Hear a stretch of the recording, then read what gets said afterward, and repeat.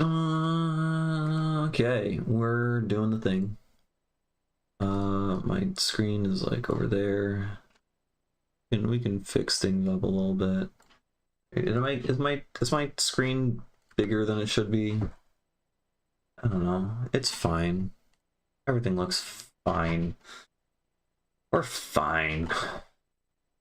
Over here, oh, is my microphone getting picked up? It is. My screen is like over there. It does get picked up. Or it does sometimes disconnect, which can be very, very annoying. Alright. I'm gonna ping everyone. And then we're gonna work on this song again. So exciting. Super, super cool. I was just chatting with Uga, and he's been talking about using Soothe to sidechain like everything to your kick, or like all your melodic stuff. Like normally I do like a really light, not super aggressive sidechain, or like I'll do like a dry wet. I'll do like an aggressive sidechain and then dry wet it or something. But he uses a lot of Soothe, so that should be interesting. We can try that out. Why not? So we can set this to. I'll set that to kick snare, I guess.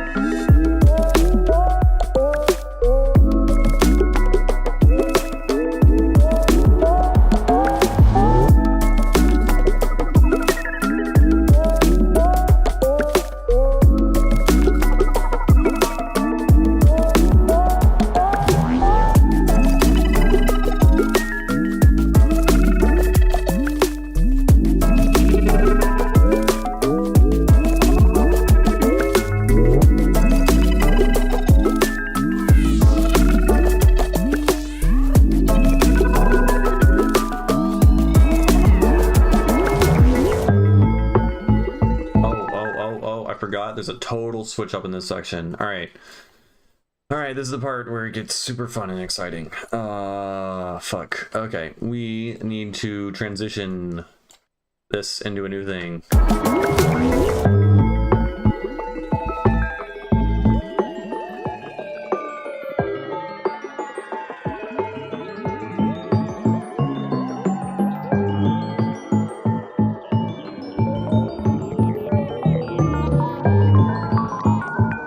This isn't even gonna get like teased in this section. How am I gonna do this? Because what happens is, okay, the drop over here is something like this. No, don't shut up, shut the fuck up. Stop it.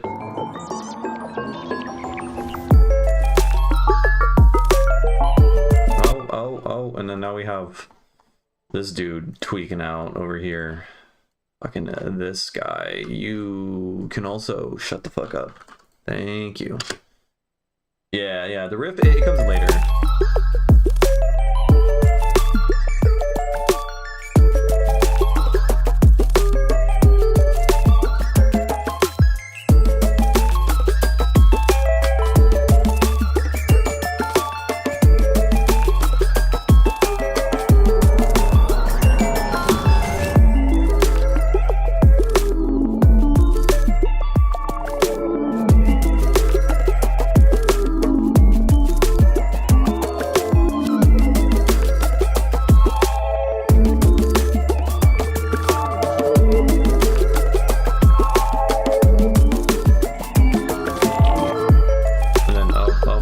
And then over here we have a switch up. I still need to make on this like a fill or something, or a riser here.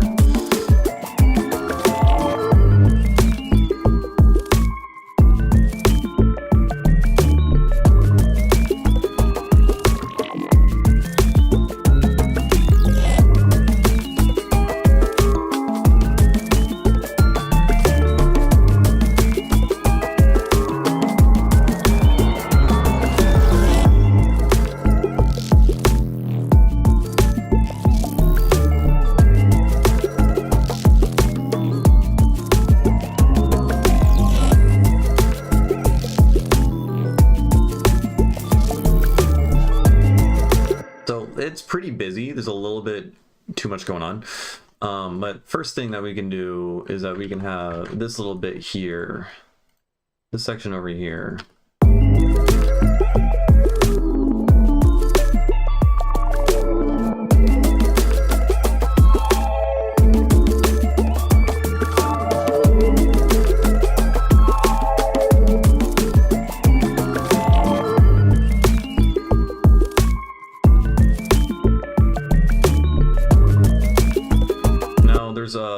The resampled melody, it's like kind of low fidelity sounding now because like, you know, it's transposed down, so it's missing out on all that high-end goodness. And I kind of want it to sound even like, it needs to be more present but also a little bit more fucked up, so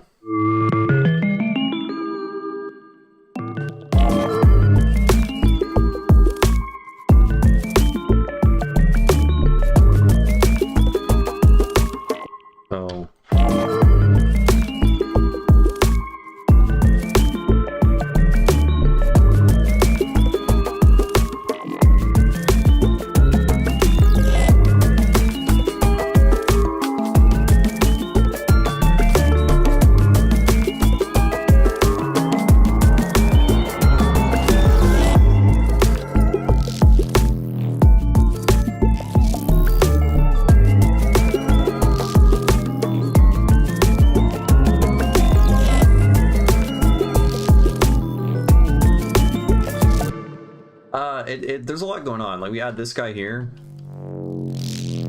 which I think sounds really cool, honestly. Like it blends surprisingly well with the bass line.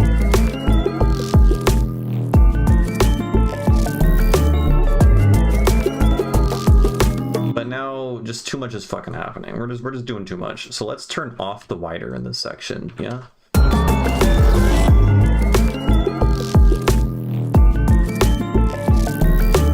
Maybe we do some volume automation on this. Make it more dynamic.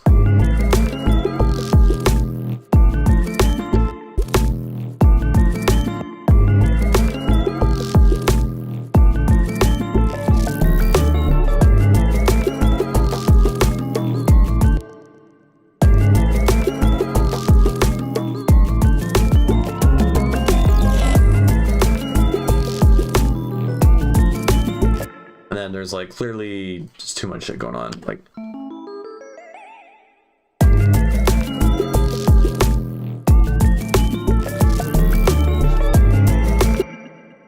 I don't know. It's busy. There's a lot going on.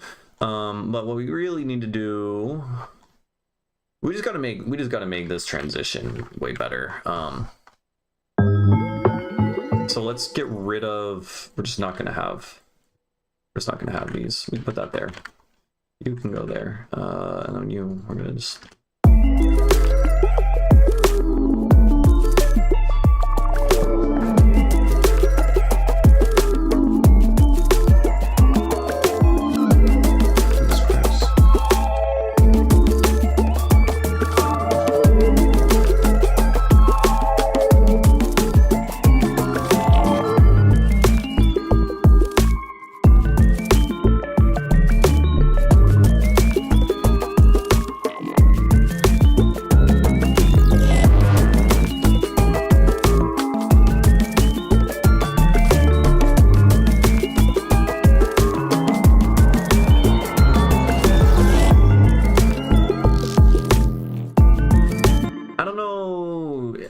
I gotta change up the bass line. Like I get kind of it's a cool bass line, don't get me wrong. Like as Mr. Leaky said clearly in the chat, pantomiming it. It's fun, it's a hoop, but I get tired of it at this point. So like what do we do? We need to make a variation of it. We gotta add layers of something, add some like FM bass thing, right?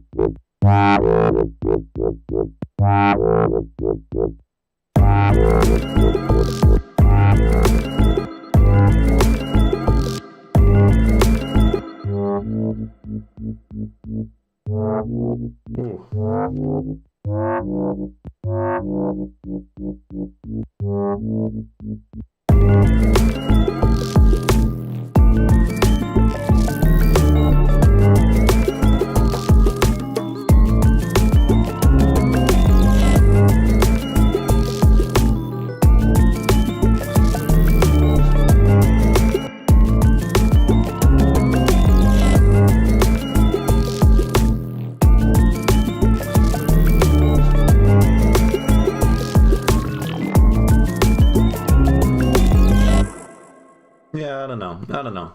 Anyways, what we really need to work on is this transition here. That's really it. That's where the sauce is. Maybe we can make another drum group. Just like a very, very brief kind of transitionary area drum thing. Let's get a kick. I want a soft kick. That was very soft.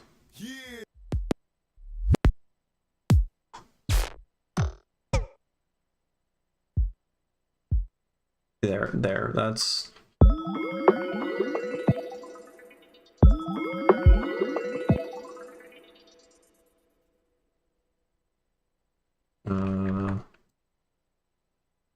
yeah.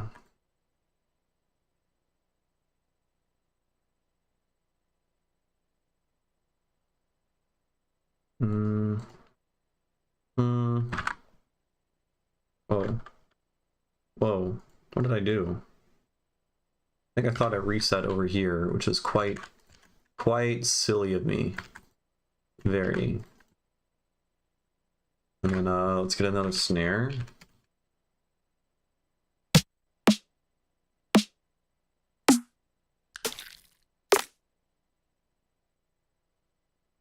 And then the snare will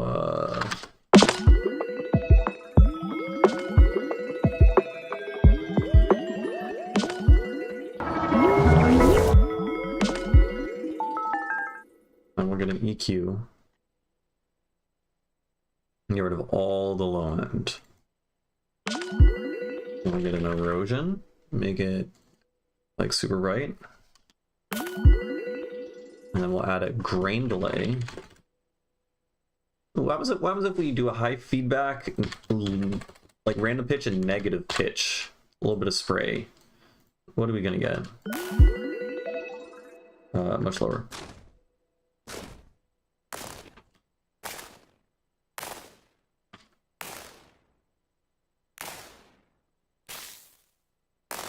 That's funny. It sounds kind of like a vinyl pitching downwards.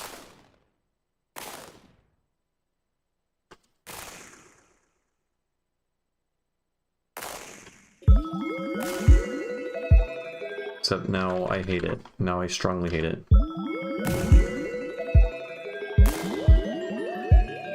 I duplicated that completely wrong. And then we'll take a stab.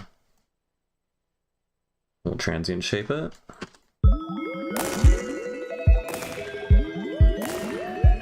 I did way too much feedback.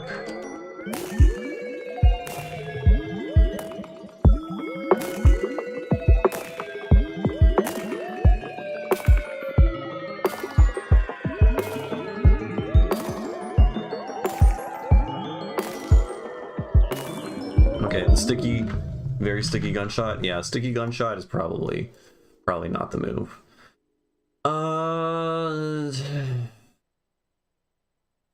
I can make like a whole, what if, this is something I don't do often, is where I have like a dedicated section that has its own drums. Hey, what's up, Merked? How am I doing? I'm doing all right. I have an injured foot and can't go outside, which is really annoying because it's fucking beautiful out.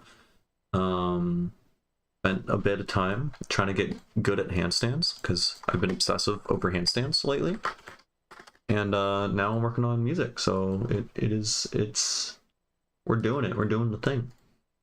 I'm wondering, like, I very, very often have it where I just have, you know, section with drums, sub, you know, main section, whatever. And then our breakdown is just going to be like 8 to 16 bars. They're always relatively short. And then it just goes into another section that's like pretty long. Right? Like, it's only like, yeah, it's like 30 seconds. I don't know. maybe it would be better if I have like a dedicated like this is only going to be 8 bars, and then it goes into a whole fucking like other section that serves as like a much lower energy thing that then builds into this thing, which I don't do that very often, and I feel like that could work for the song, but I also don't know how to go about doing it. What happened to my foot? I stepped on a rock. I know, really really unimpressive. Yeah.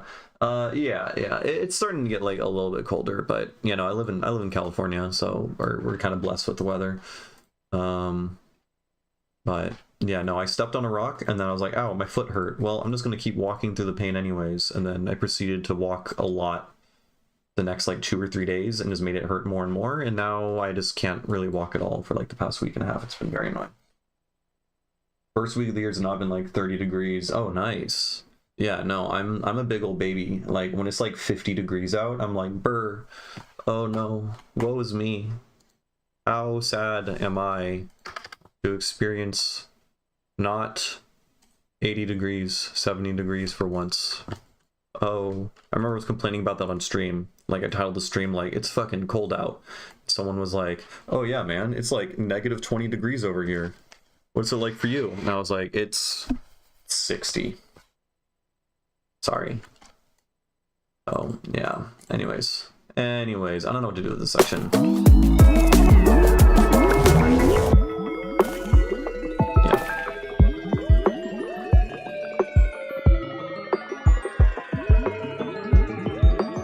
Ooh, what if we put the chord things? Oh, what I should have done before I streamed was organize this fucking project file, like I keep saying that I should do. That's probably what I should have done. Yeah. All right, where the hell are these chords? Where did I put them? This is our bass line. This is oh, get me out of this hell. Okay, they're here. They are here. Okay, we have, what are you?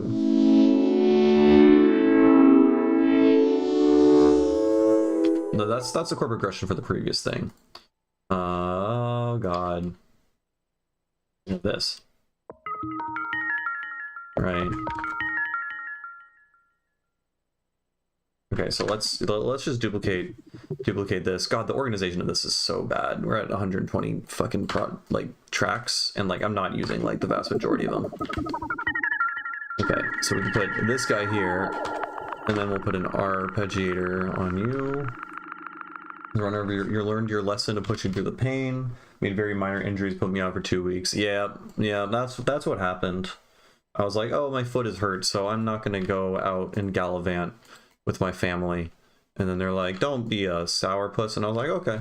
And then I went out, and then and now life sucks. Why can't I hear anything? Okay, there's weird shit going on. We're just gonna put this outside of that group. That group is weird. I accidentally put it into another group because I can't organize my project file. That did nothing.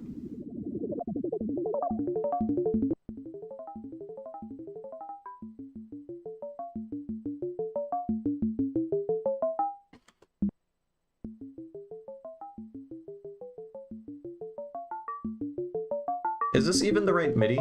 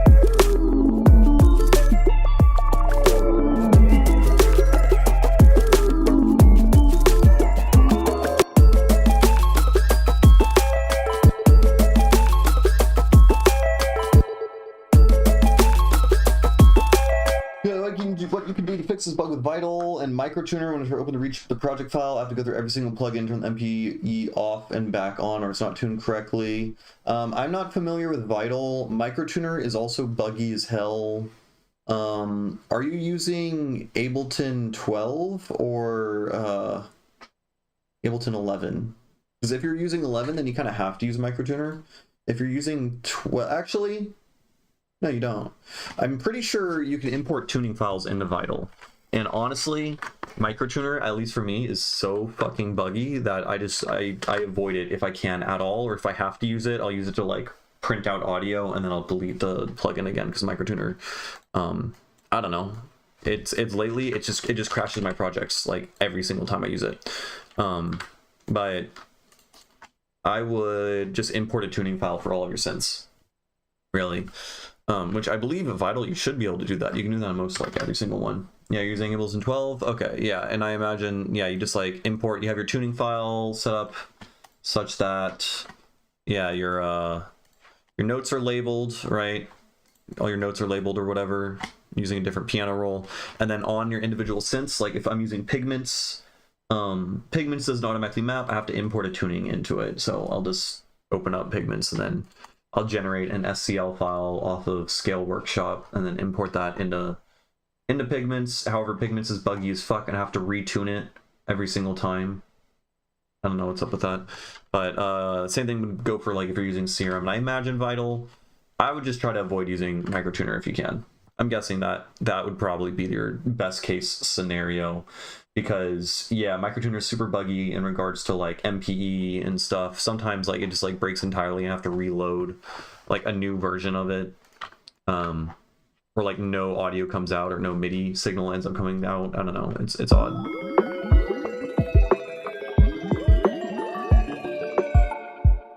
Let's I don't know, let's be weird. Let's put a shifter on this.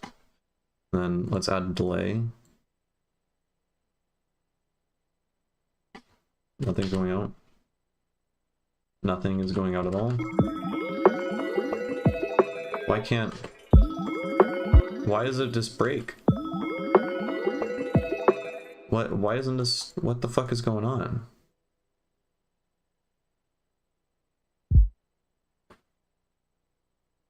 When the delay is on, it just nothing comes out? Excuse me?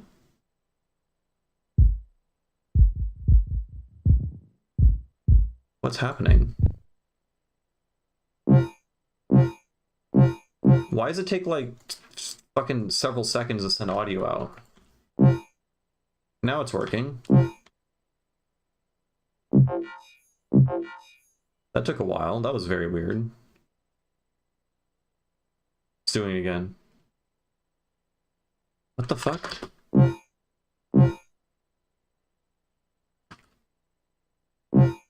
What the fuck is happening?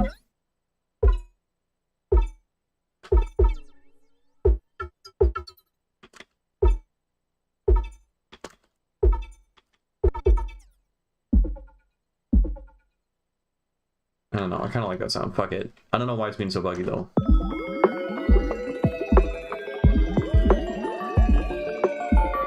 Never mind, I'm freezing and flattening this. And then maybe we can like compress it or something, and then pan it and use it as like ear candy. Maybe we can use this percussion if we like pitch it up, because honestly using this as a kick is stupid. I don't know what I'm doing. I'm just playing around with sounds, man. Okay. We got these guys. Super cool. And then we align you.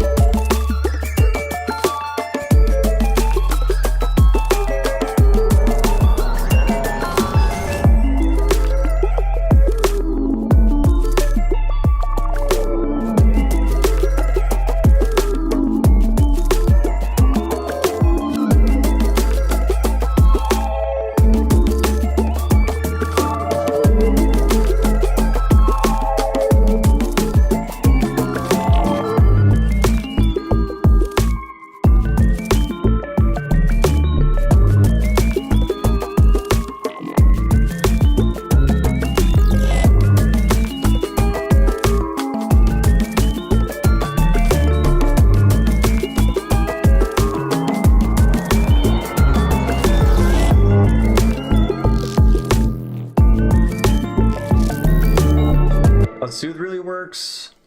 I don't use it to its full capabilities, but for the most part, I'm just like, I don't know.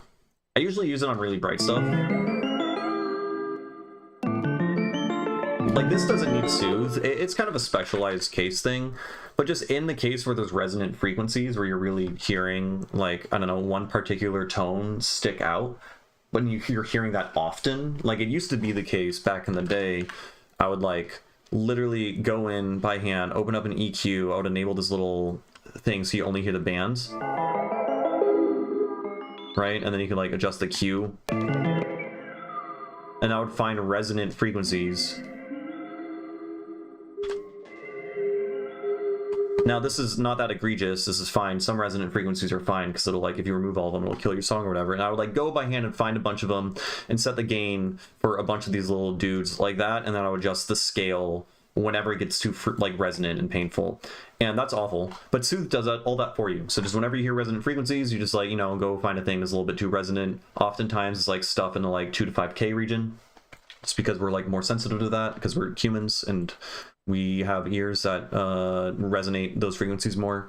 It's also good for, like, low mid stuff. I was just talking to Uga, and he was saying that he uses a lot of like sidechain via Soothe. So instead of sidechaining, like, with a compressor for ducking on, like, sort of, like, more dynamic stuff like chords and stuff, he would sidechain it using Soothe with a kick, so that the kick just gets rid of the low mids and still keeps the high end. So the transient of the kick is still playing at the same time as the high frequency stuff, and the high frequency stuff isn't going to eat up all of your headroom, so it's not going to really cause that much of an issue, and thus it sounds a lot more natural. If you have, like, really obvious ducking and stuff, that can be weird. So, like, that sounds good, because I typically, when I do sidechaining, like, usually for, like, my melodies and stuff like that, like right now I don't even have any sidechaining going on, right?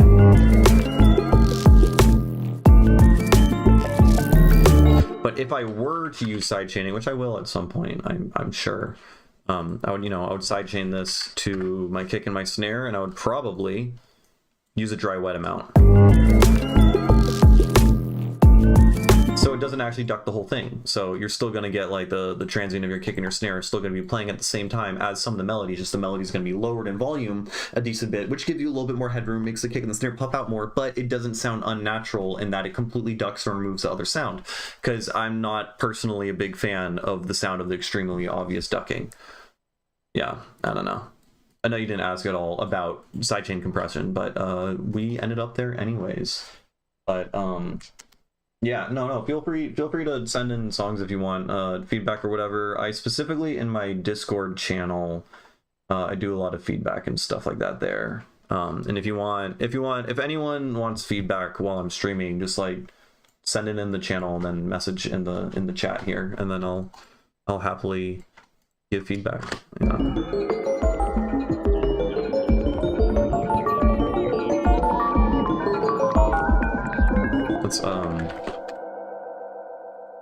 Let's use an auto filter. Let's use an auto filter here. Let's do that guy and then do that. Let's make it big, and then we'll do fuck it.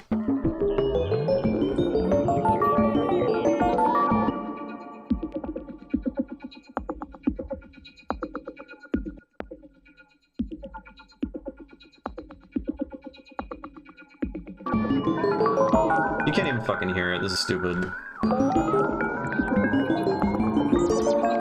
Nice.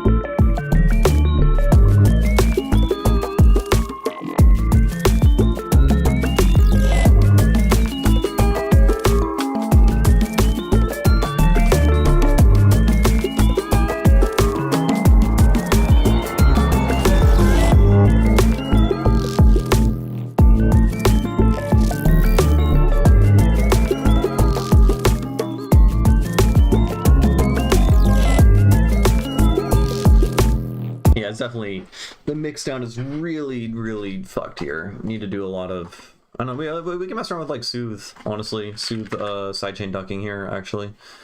So drop 2 melody is mixed. Fucking Christ, dude. Let's just all of this. What is this? This is like everything. We're just putting everything in this big group. Melodics. Right? Okay, okay. We have this just sitting outside mid bass. Here, let's just throw Soothe on the whole melodic group, and then what are we doing? What are we doing? Sidechain, and then mid bass.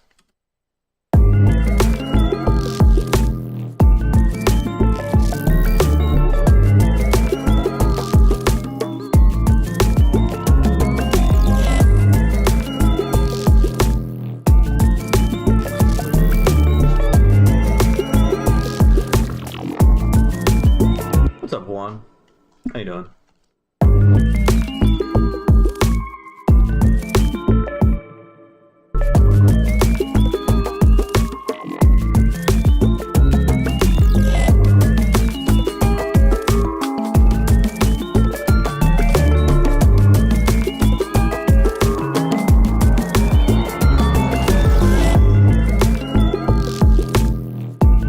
Okay. Maybe we just completely get rid of. Oh my god, the project file's getting worse by the second.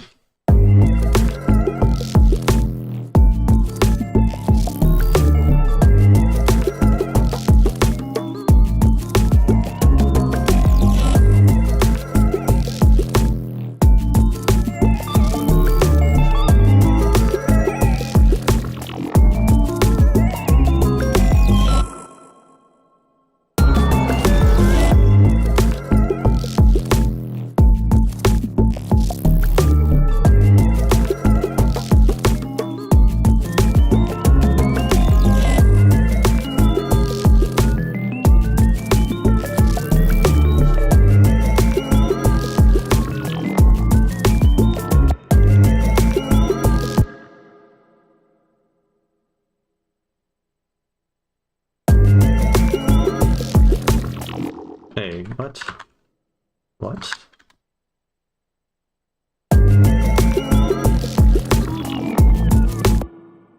Kind of fun.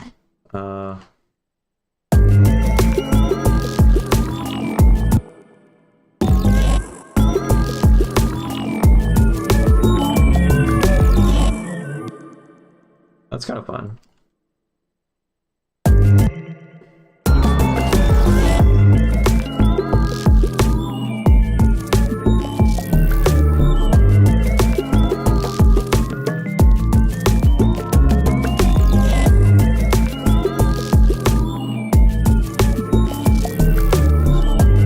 Fucking complex sounds terrible. And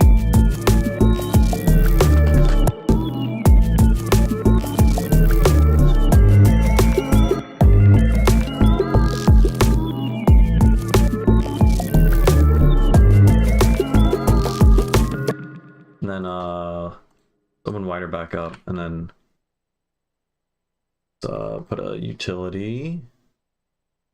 And then utility start off mono. And then you're going to open up, and we're just going to do that.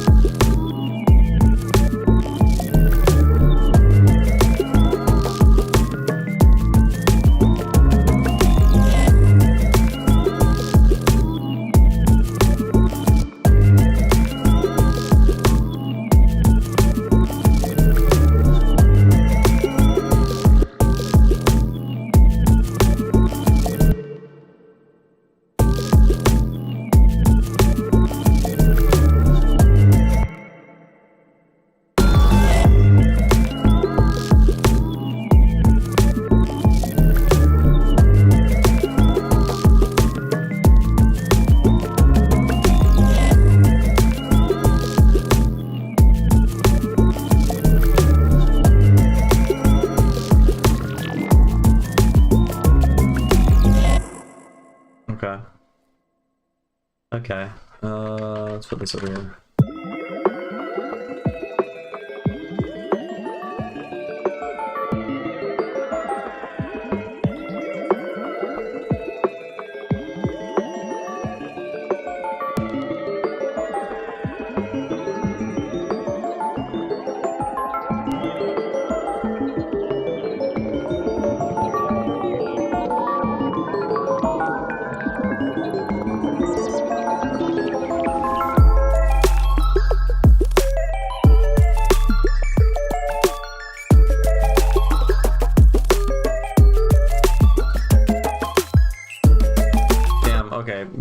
mono compatibility issue, which, like, duh, I should have expected that, because I rendered out 3 different things with like completely random pitch modulation, like vibrato applied to it, and then pan them left and right and center. So like,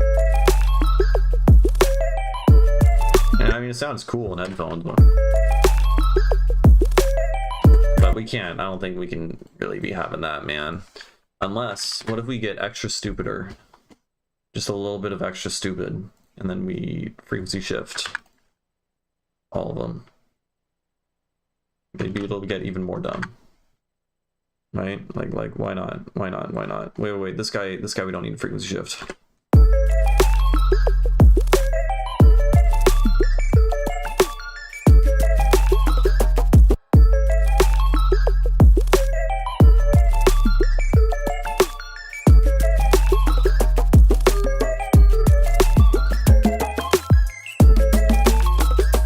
It sounds terrible in mono. That's just unfortunate, man.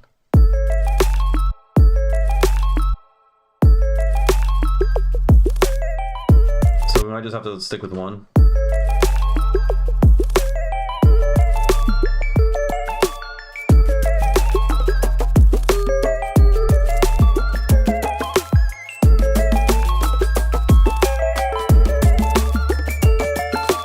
Changes in volume in different parts for no particular reason, so we're going to compress it.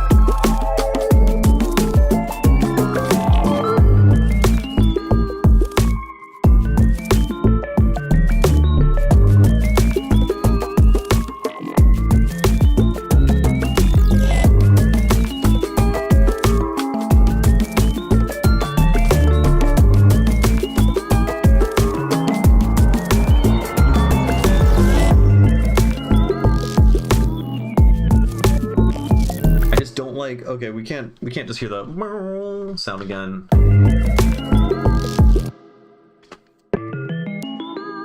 It's just I'm over it. I'm super over it. Unless we I don't know, give it a little.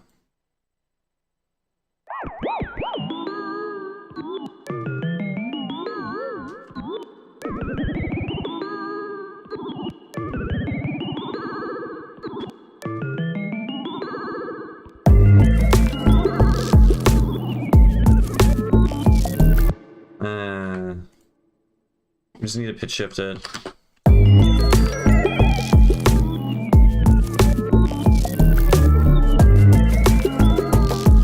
But I don't want to pitch shift it back up.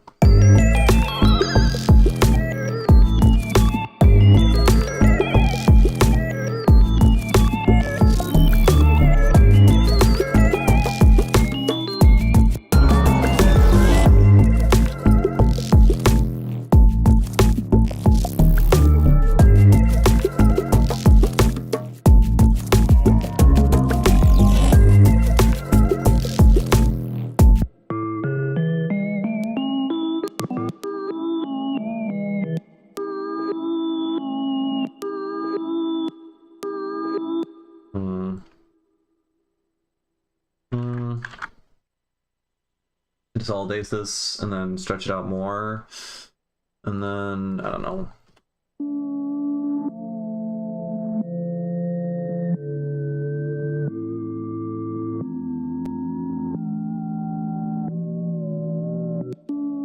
That's kind of ominous sounding.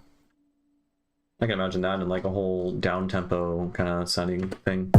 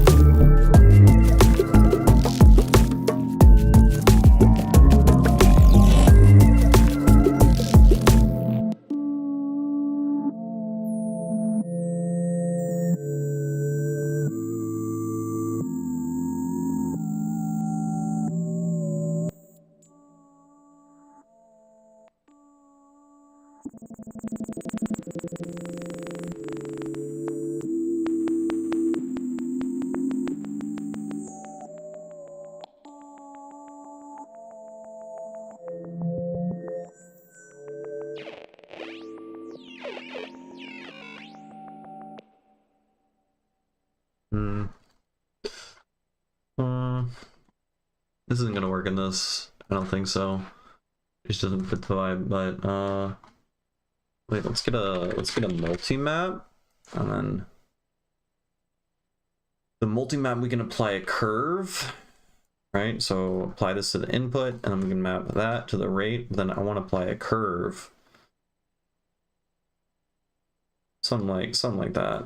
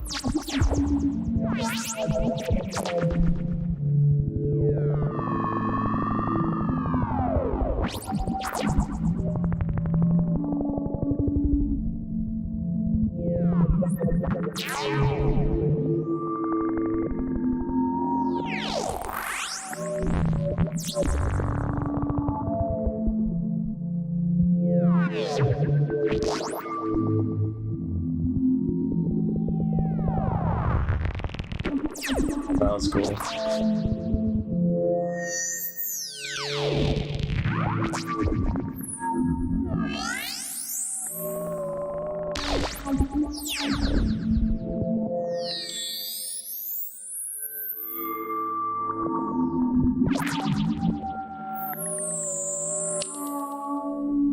Okay, alright, there's enough fucking sounds there. I don't know if I'm gonna use any of these actually.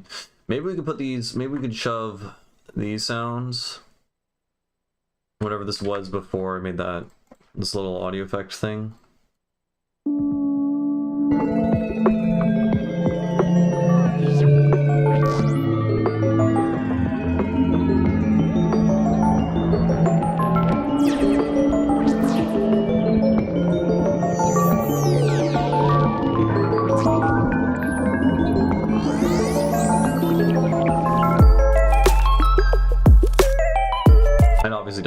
It doesn't work at all, but that was fun. Was good.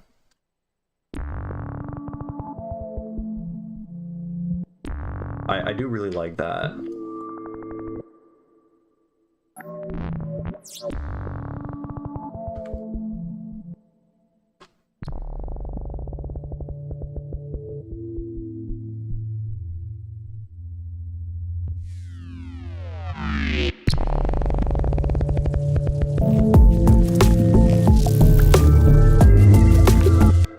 go. What if we, let's stop the mid bass sound.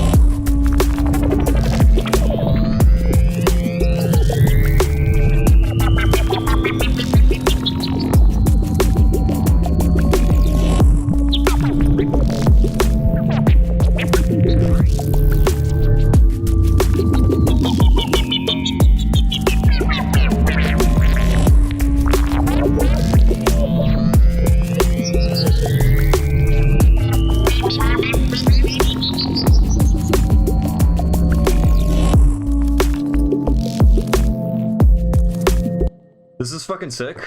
This is really cool. How do I... Okay. So I should make this a part of the song, right? Or am I just going to leave this alone and just be like a fun little sound design section? I don't know. I'm a master of the aliens and cryptids, etc. As quickly, thanks to the power of such fantastical eodes, he has one of the most genius tracks yet. Damn, high praise from Leaky. Yeah, no, this is a cool song. This is definitely up there in the like microtonal songs I've made. So yeah, shout out 23 EDO being the best one. Yeah.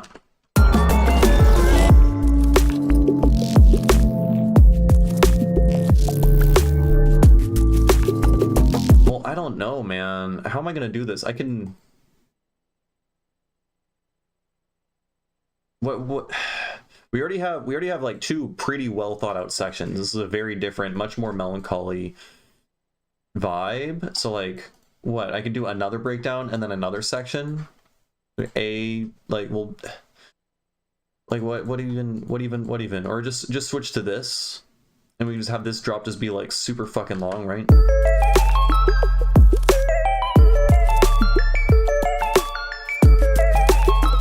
I don't know. It's definitely it is larger than the first 22 of them, so it's got to be better than all of those.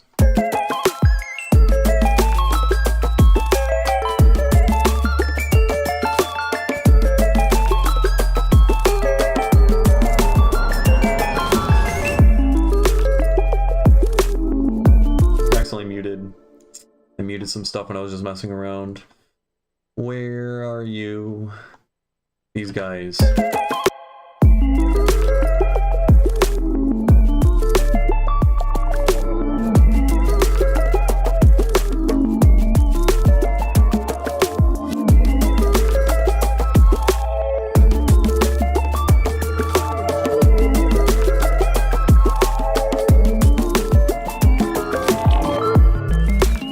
I forgot about this guy.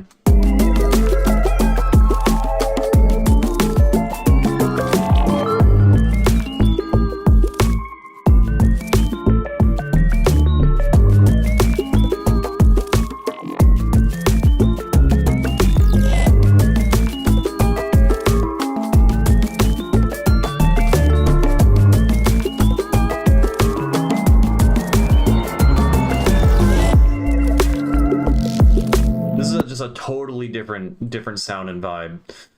Like, what do we even do here, man? How am I...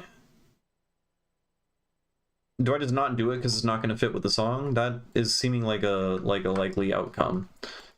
I can either because like we bring in this like bass line thing, the like eighth note bass line, which like is super dancey, super danceable, right? Hey, thank you, Birdcage, appreciate it. I don't know, yeah, bass line is super danceable, but I feel like it's got to go on for the full 16 bars, because I'm introducing this idea and then completely switching it up to this other thing. So you know what? All right, we're just gonna take all this and we're gonna paste this over here. Sad switch up, question mark, weird. And then we got to figure out a way to make this second half of the bass line good, because right now it's not good. And then we can do the switch up into the, where's the mid bass sound? Da, da, da, da. It's already muted.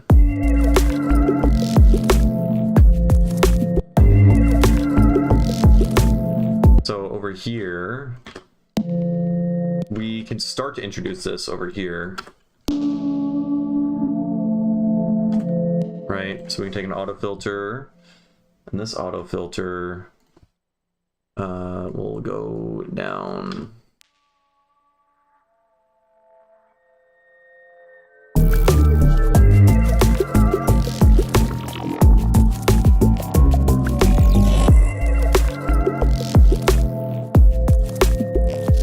Honestly, this could work as an outro, because it gets much more melancholy and like chiller and sad, you know? So like we can just have this kind of switch up. We'll do a little percussion stop for like 1 bar, just because.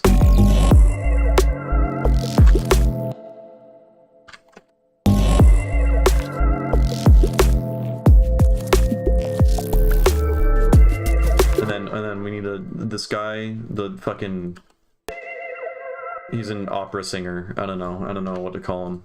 He does opera though, for sure. We're gonna mute him. Who's overstaying his welcome. And then the fucking...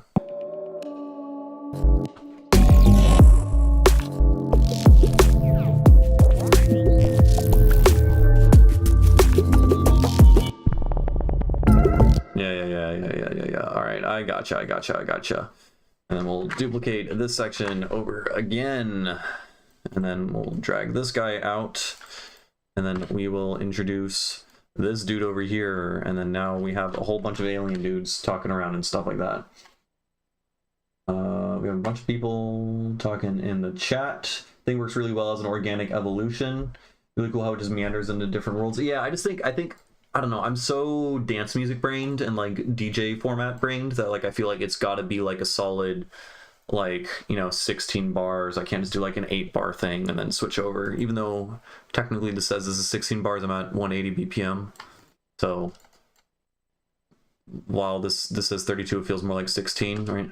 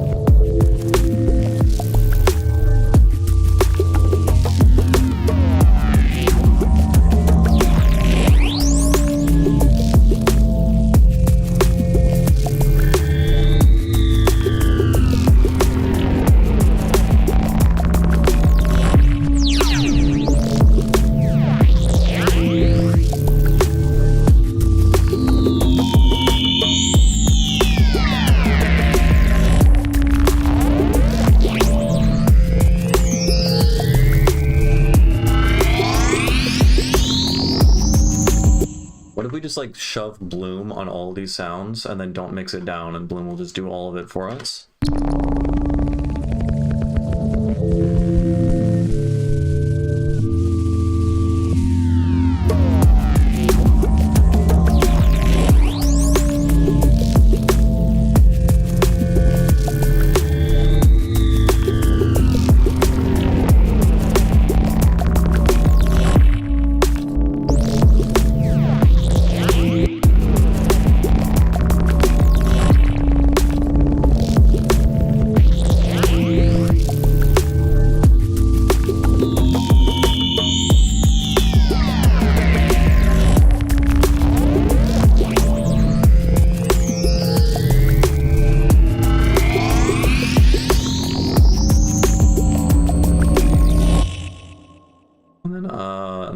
do that, and then we could probably just like, let's insert more time, get the fuck over there.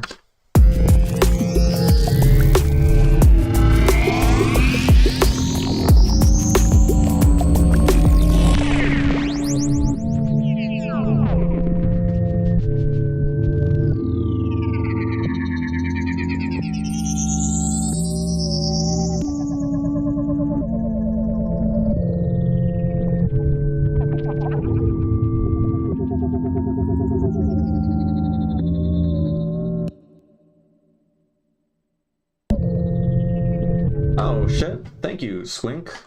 God damn, people giving me money all of a sudden. We have 30 people watching right now? What the fuck happened? Holy shit. I usually don't go above like 8. What the fuck is going on? Well, thank you. I appreciate it. Yeehaw.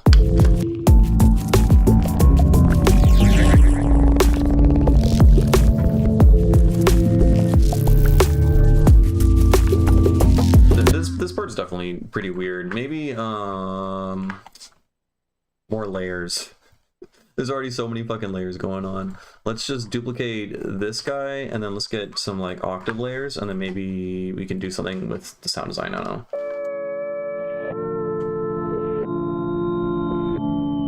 I mean, it already is just pretty cool.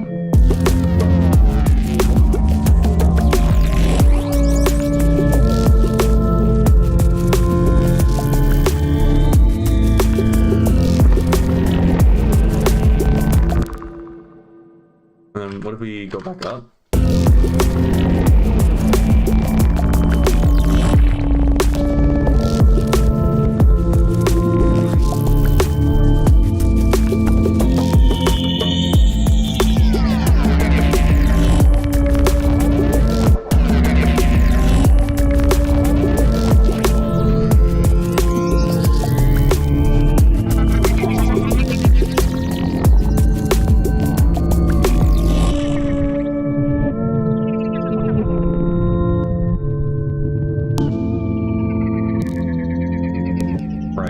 Flat line, so I need to automate with utility, and this guy will just we'll just get relatively quiet there. It'll be damn.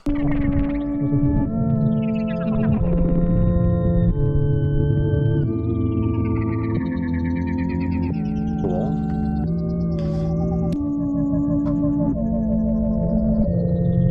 I mean, like, I could just end the song like that, I guess. This is a placeholder. It's obviously like pretty lazy what I did here, but I do like that. Yeah, this serves as like an outro section, which is pretty neat. So we have this whole whatever 32 bars of that. We still need to figure out this build up. This build up is ass, and then the ARP section, baseline section, weird sad switch up. We have like 5 different sections in this, which is pretty neat. Sick. Thank you, Tom Riddle.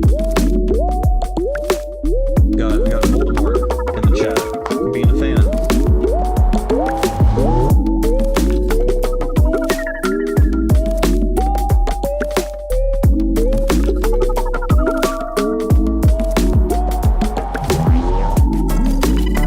Oh, what the fuck is that? Where's the guitar strumming thing?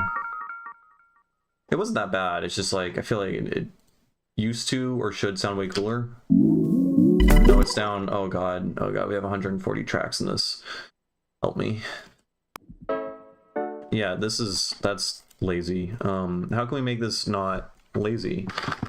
We can just add an auto filter. Let's make it bubbly. So auto filter, we'll just have a high resonance. We'll do that, and then we'll have a sweep up, and then it'll be like whoa, whoa, whoa, whoa, whoa. See, that's the sound I made with my mouth. Except the first one will go up, so it goes whoa, whoa, whoa, whoa, and then it like transitions into actual chord sound.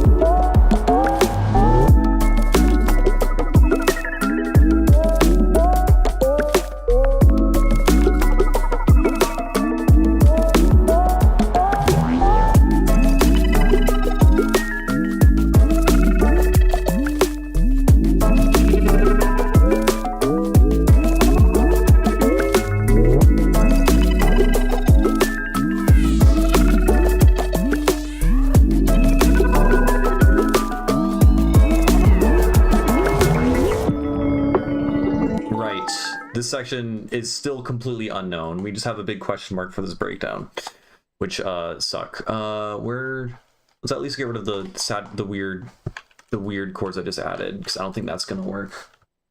23 Edos. Yeah, honestly, ever since I started messing with 23, more people have been tuning into the streams. Coincidence? I don't think so. I think that's what the people are ready for, and that's what they need. Cool trick with the autofilter. Yeah, I do a lot of autofilter stuff, a lot of sound design. Just honestly, all the like goopy, bubbly stuff, for the most part, you can get just like with high resonance, like low pass filters and a lot of movement. Yeah.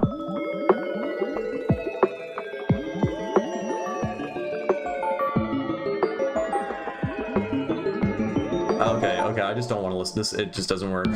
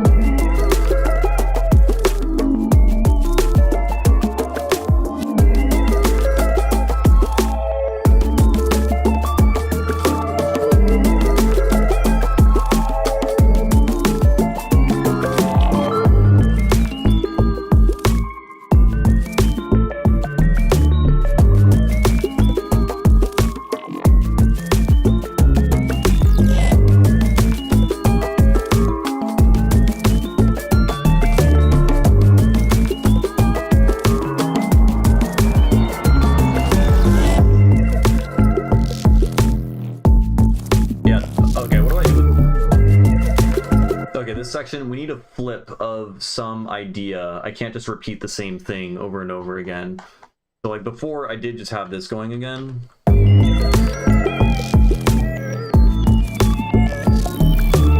Like there, I'm just reversing stuff even more, which is just I don't know, man. Here, let's mute the opera singers. We don't need that.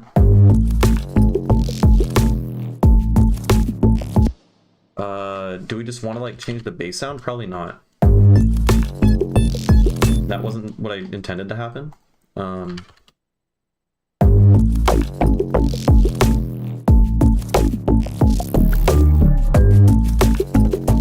mean, we can at least intensify the sound a little bit, but like I really like the bass line, but only for this long. And then over here I get bored of it. So like what can we do?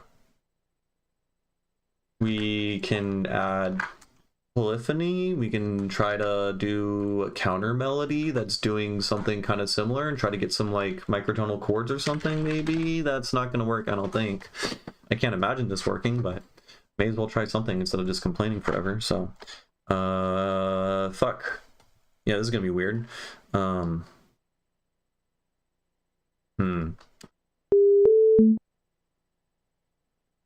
So, okay, we're on that. So we're going to want to move to 13 and 14 probably. So like these are playing the perfect fifths above our little alternating root note. And then from this, we can play another fifth above that. So we're at 13 and 14. So it's going to be 26. Wait, yeah, 26 mod 23. So we're going to be at 3 and 4. Except what if we alternate it like that? Oh, wait, that kind of sounded cool. Okay, let's start first like that. Which sounds kind of fucked.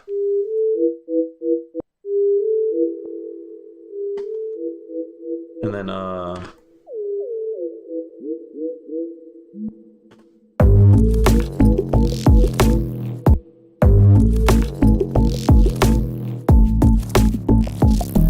honestly, that just kind of adds some like nice color to the whole sound. It's a little weird. It's a little weird. It's kind of dissonant because we're doing some weird shit. Maybe we just keep it to be fifths. Maybe this will be better.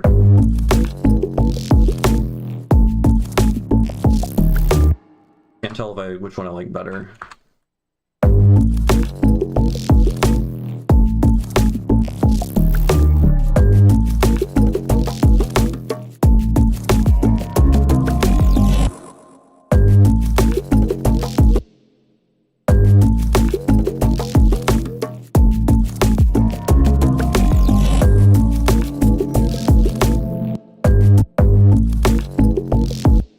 I was trying to like...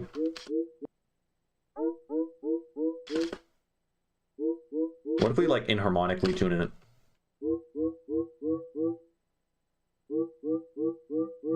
Or like make an inharmonic timbre.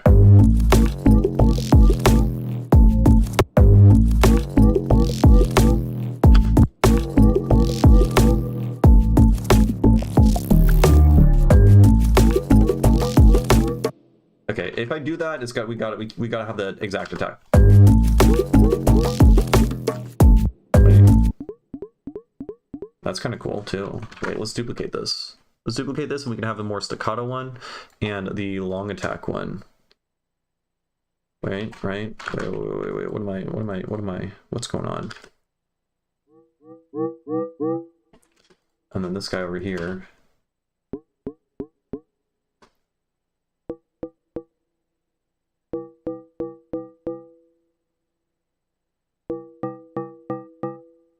What the fuck is going on?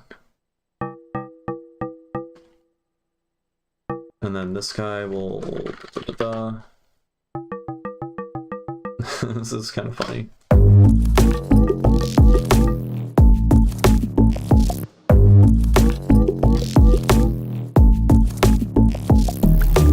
And then we'll widen this a little bit, maybe less inharmonic stuff, and then...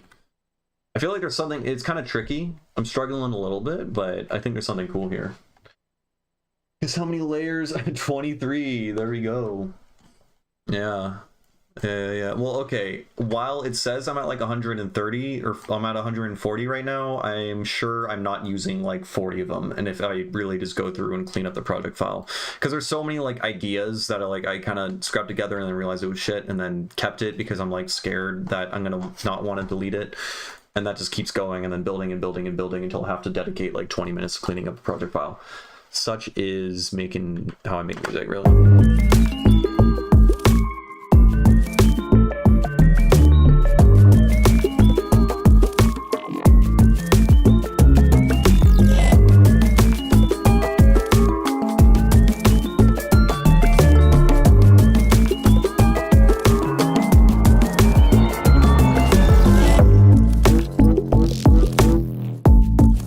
I don't think it's gonna work, man. I think it's too fucking weird.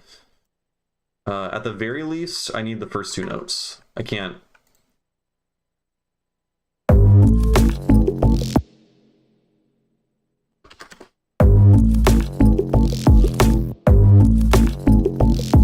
Oh, that's better, actually. Like, I feel like that makes it feel colorful. Like, I feel like this particular sound, while it's kind of tricky and weird, it sounds like a color that doesn't exist, if that makes sense, you know? Just like it's got a weird fucking harmonic relationship. It sounds neat. Yeah, operator is the best. It's so good. It's so good. I didn't really fully tap into it, honestly, until I started making microtonal shit, because the default stock Ableton synths are super compatible with weird tuning systems. So I got really good at wavetable and operator, and I'm learning more and more about FM and phase modulation synthesis. Like, once you really like get a kind of grasp of it, it's fucking incredible, and you can get really cool sounds really quickly. It's really good for layering, and yeah, no, it's just good. It's just so fast.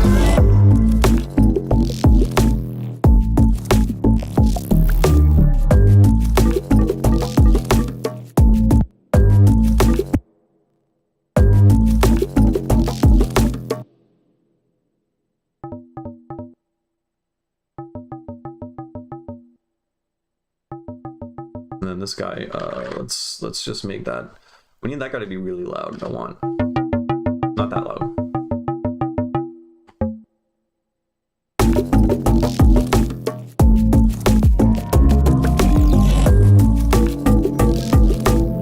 That's kind of cool too.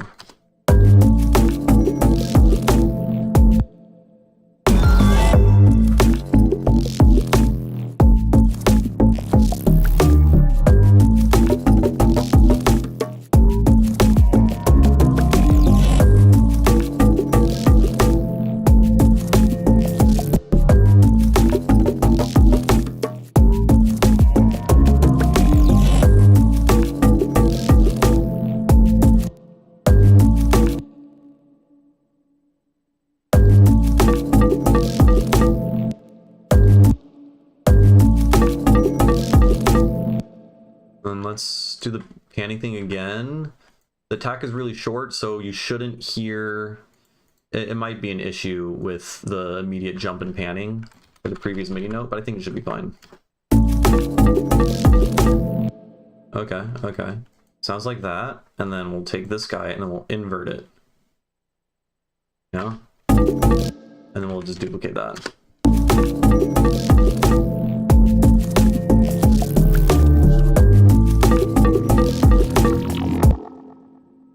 Really love watching your streams and listening to side bass like genres for a while. Reminds me of old Schweck's Mumukshu. 6 is a bog trotter. I don't know the first two, but I really like the name Mumukshu.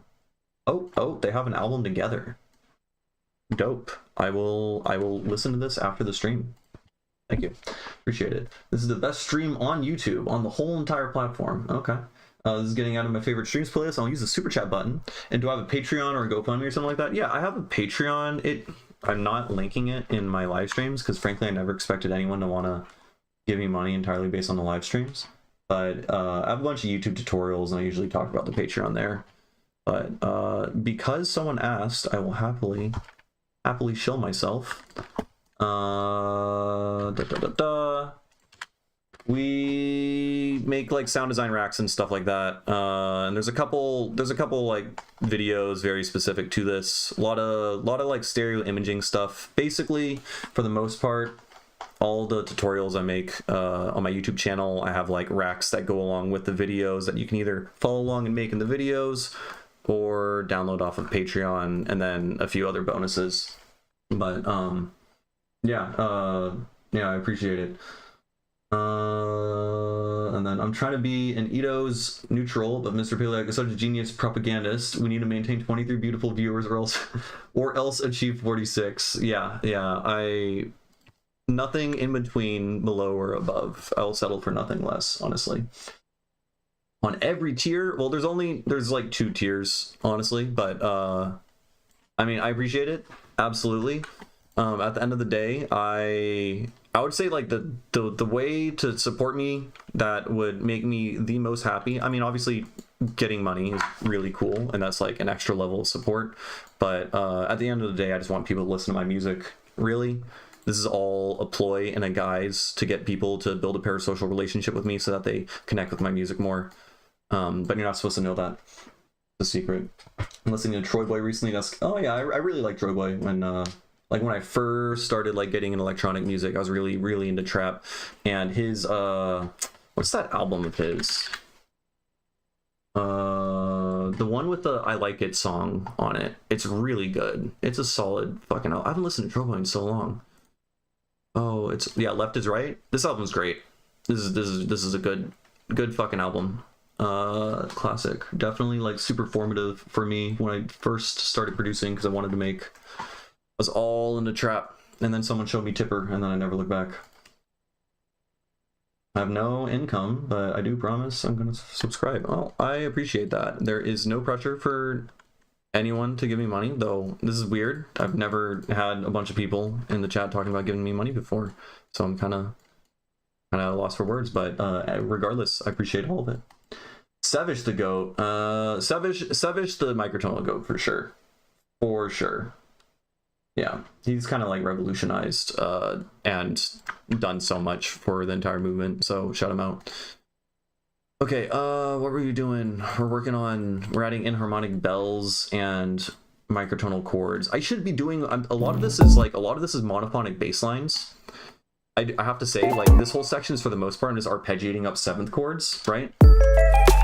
So you're not really listening to like the chords in its entirety and really like feeling like the Zen harmony besides, you know, I guess the interval step sizes in the chord. And then here it's just mostly just monophonic bass line, right? But here, now I can play around with chords a little bit. So this guy here, let's make the attack faster. And then da da da da.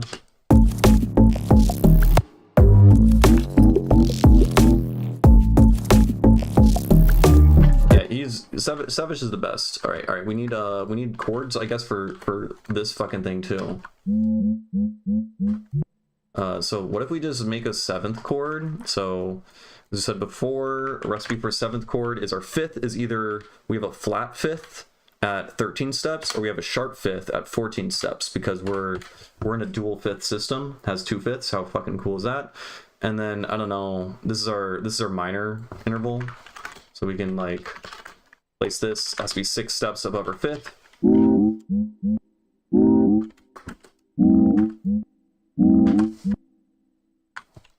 And then what if we just do that? Right, so we have a minor chord and then we have a subminor chord, okay? Because this is an inversion. And then so the fifth step is a subminor interval, this is a minor interval, that's neutral, major, super major. And then you can just build seventh chords stacked to that. I thought Gordon Weary inspired you. I guess it was a mix of both, because I think you found me first, and then you found Gordon through me somehow. I think our streams were being listed together.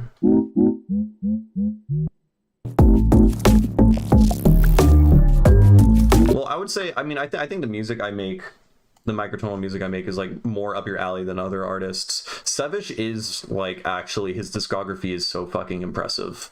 It is kind of mind-blowing. Like the more and more I listen to him, the more I realize how much of a genius he is. Like when I first listened to him, I was just like, oh, it's a gimmick. Microtones are a gimmick, you know? But then eventually I wisened up and realized the truth. And yeah, he's fucking goated. Very, very good. But I have aspirations, so I plan on eventually. I have a like a 12 tone like down tempo album I'm kind of working on.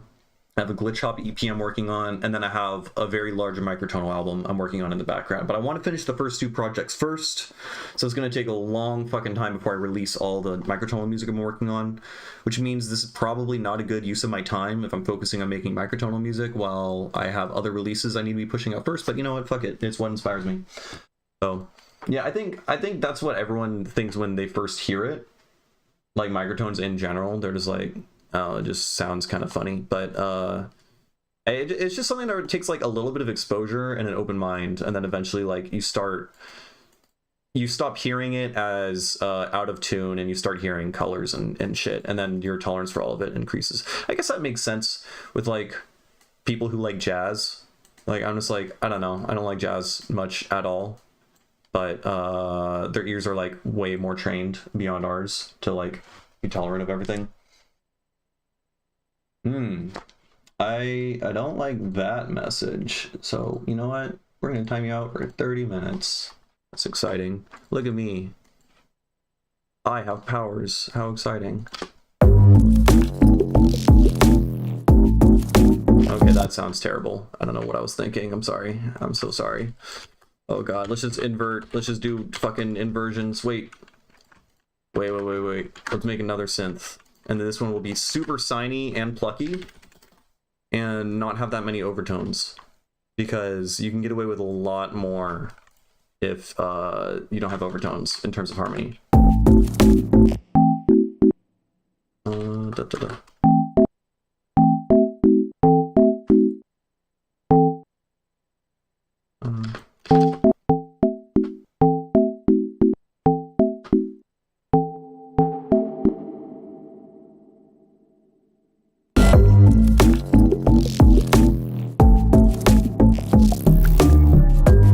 Yeah, no, Merc, your stuff sounds great. Your stuff sounds very digestible, I think, for the like not zen pilled like listener, because like most of the people who make music in the microtonal community, they're like, I feel like a lot of them are more so approaching it from like a mathematical perspective or a theory perspective than they are trying to make like an emotional piece of music that actually like resonates with someone, and that is like genuinely like, I don't know, emotionally gripping more than like intellectually stimulating. That's kind of the vibe that I get from a lot of it.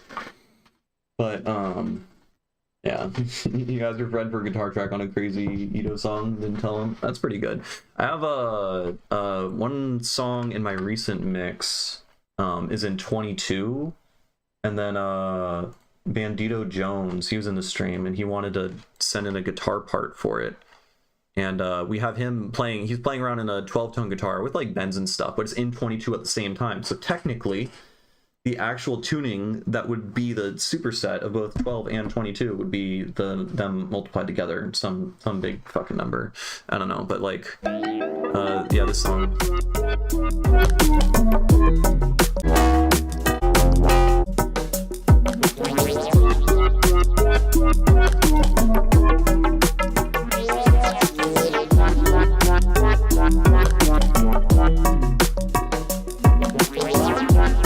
Can't even hear the I don't think that part even has a guitar. Just take my word for it. I don't feel like listening to the entire song trying to find it, but because like the Zen community is more focused on the theory behind the stuff. Yeah, there's a lot of people who are more obsessed with like crunching numbers and like finding commas and talking about commas and temperaments and mathematical objects that have very little like relation to do with music at all than other people. But it's like, it's just a broad community with a lot of different people with a lot of different focuses, and so it can especially be daunting and difficult, I think, for people who are trying to like latch onto or find something musically enjoyable, I think, when so much of the community is that, you know. But I think at the end of the day, the solution to that is just to have more like honest to goodness like musicians making microtonal music, producers, people who focus on making songs and then they dabble in it on the offside, as opposed to theoreticians who are dabbling in making music, you know. We just need more people making microtonal stuff, because like I know so many cracked amazing producers that I just know for a fact if they got into this, they would be making insane shit, sounds that no one's ever heard before with really high polished production.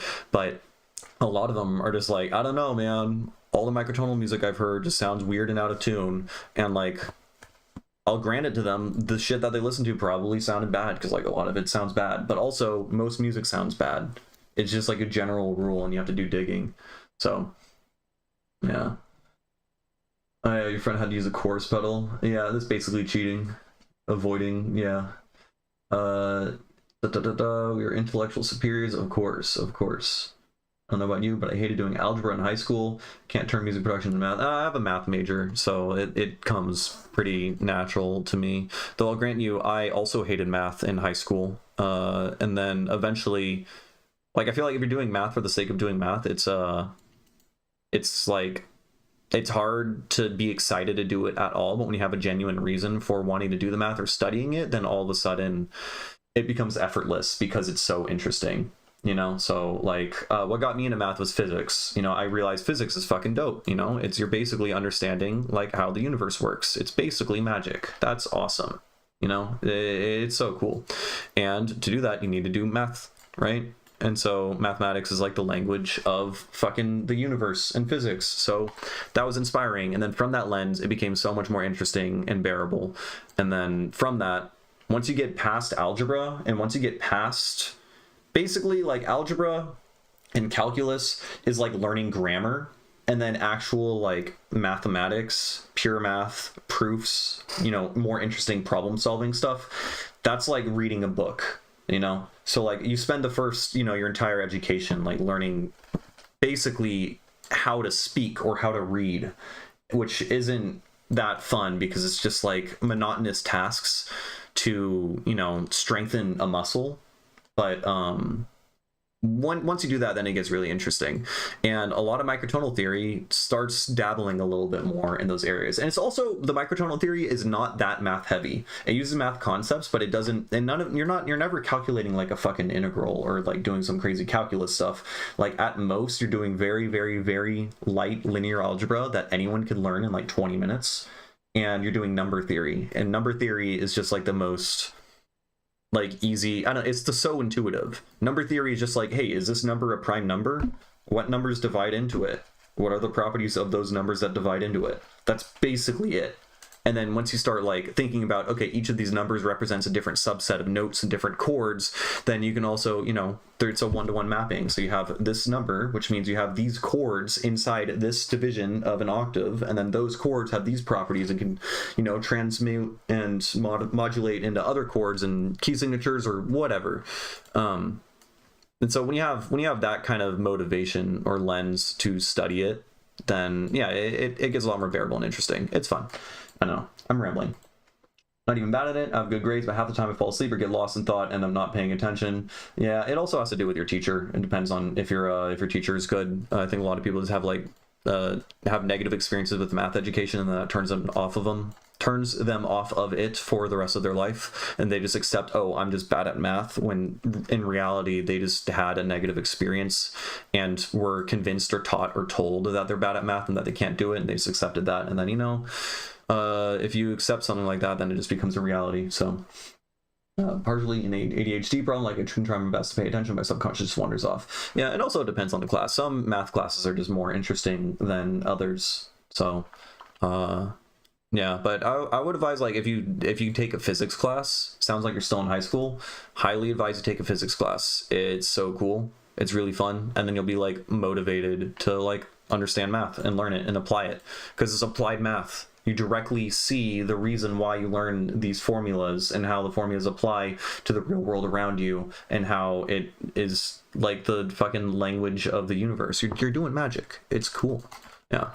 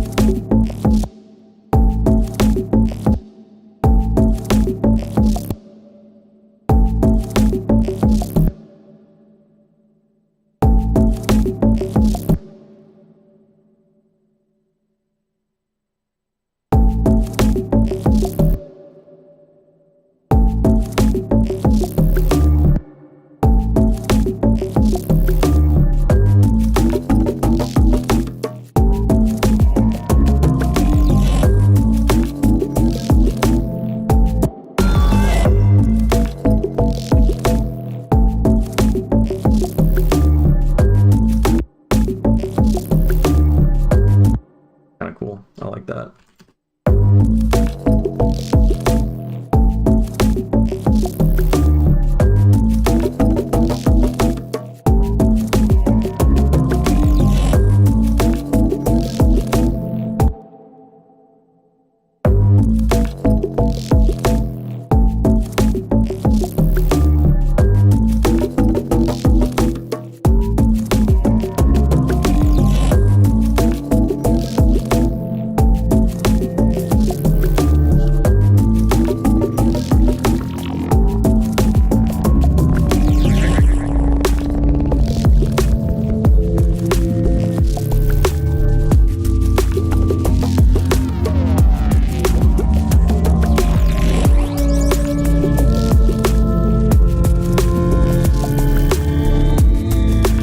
Take care, Mert. Thanks for stopping by.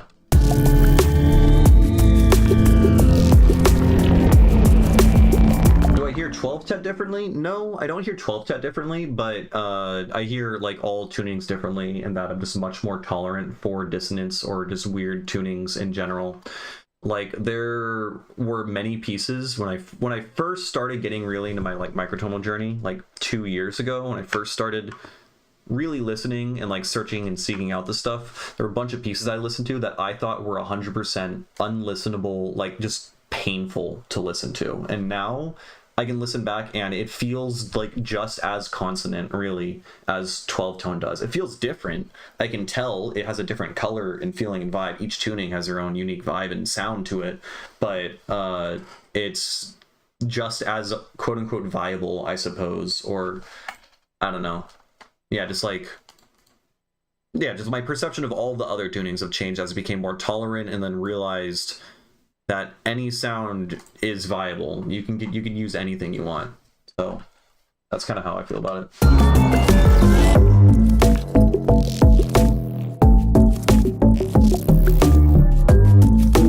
Now, I guess one of the concerns is I don't want to go too far in the deep end and then make music that is unlistenable for everyone else. But I think, I don't know, I'm really stoked on what I'm making, and even if I end up alienating like some people from my music, like, I don't give a fuck, because I feel almost like I have a higher purpose exploring and studying this stuff.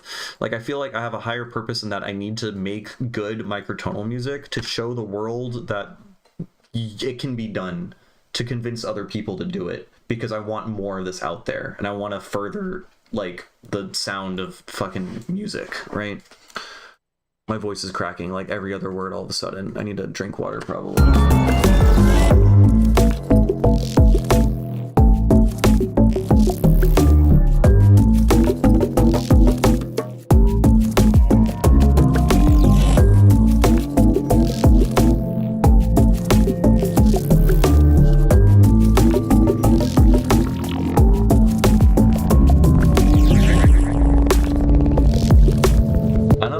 Okay, this switch up is weird.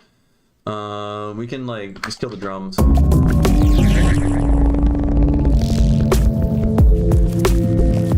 Or we can just do a classic auto filter fade in, fade out shindig, right? Just to refresh the energy just a little bit, because the monotonous drums that are always present will dip out for a second, you know?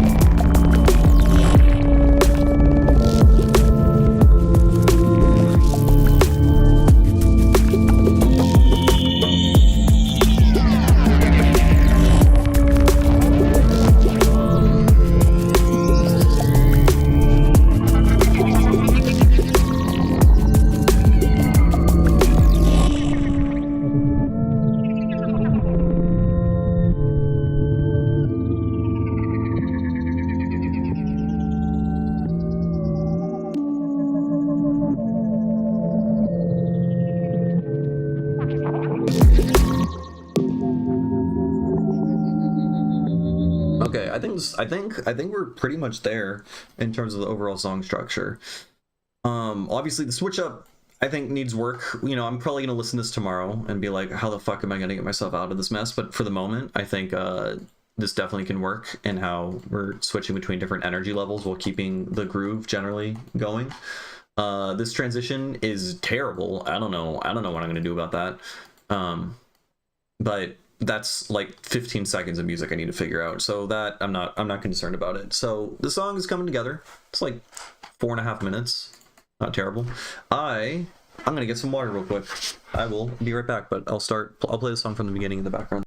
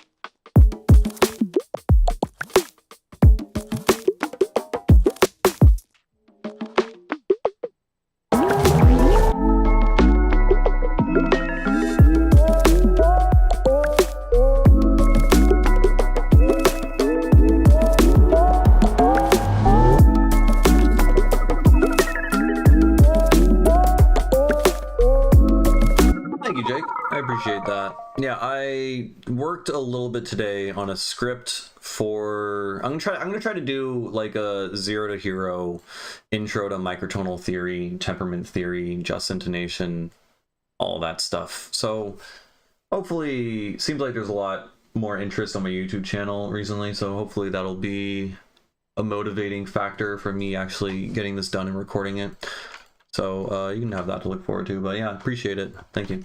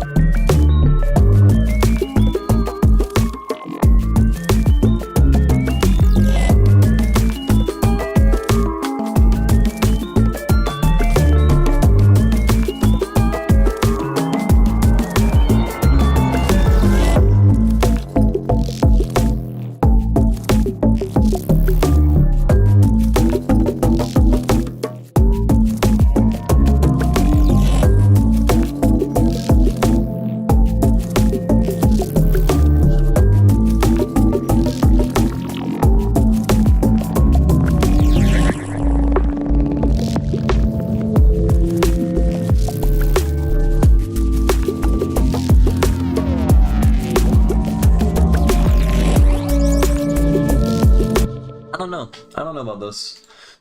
I need, okay, bridging between this section to this section where I drop out of the arpeggiating thing into, you know, the more call and response thing. That needs work. It's very sudden. And then this switch up also is super sudden because frankly, there's a lot of switch ups happening really fast. So, I don't know. Maybe I just need a riser. Maybe I just need to shove risers. Maybe just shove some risers there. Maybe that's all I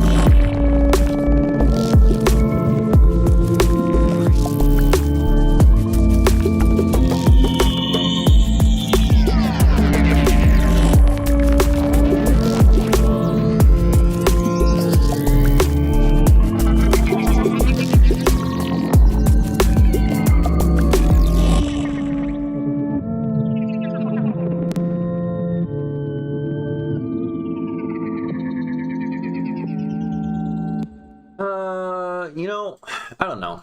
I think it's like my subjectivity is kind of shot. What's up, Blank Poster? The song transforms so radically so many times. There's like 5 different sections. We got this.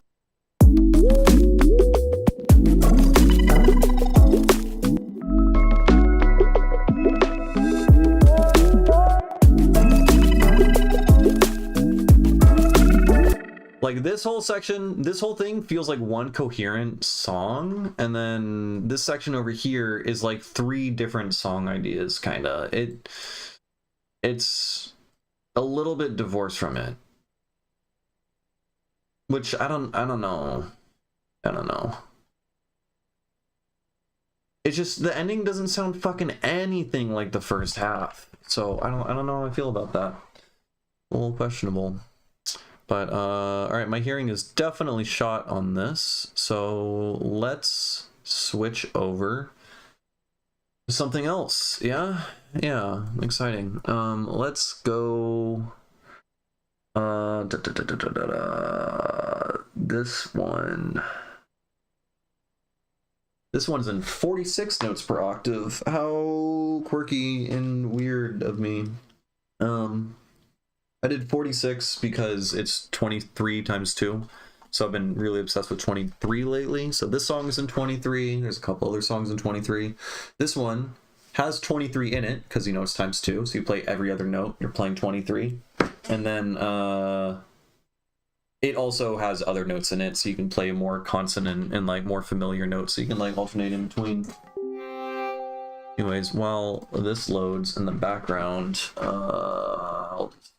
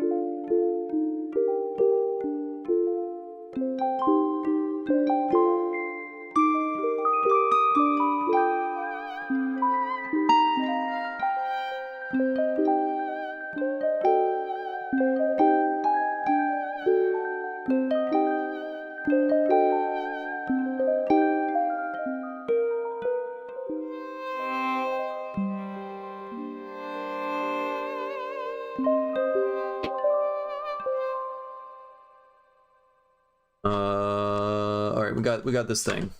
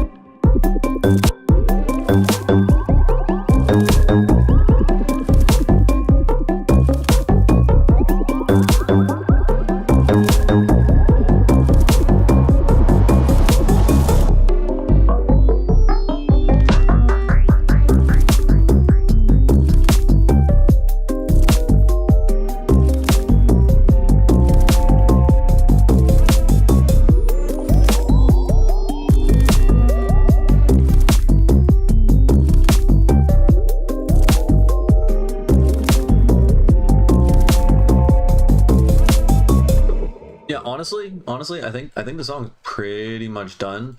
There's part of me that like I want this section to keep going because like there's a lot that switches up right around here. I like reintroduced a lot of elements from before and it gets really danceable and really fun. But that's at the very end of the entire thing. The song's already pretty long. It's already pretty fucking long. But I think structurally it's all done. It needs a lot of mix work.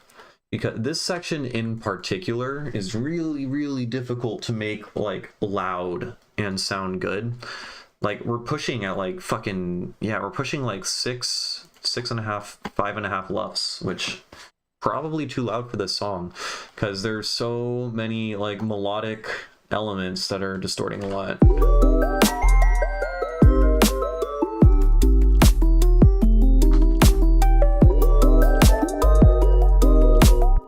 Honestly, it doesn't sound too bad there because I think I cleaned it up.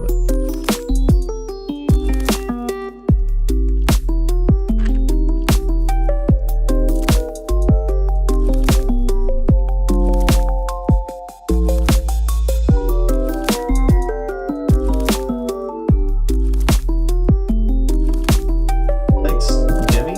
Appreciate it. I like your name. I like it a lot.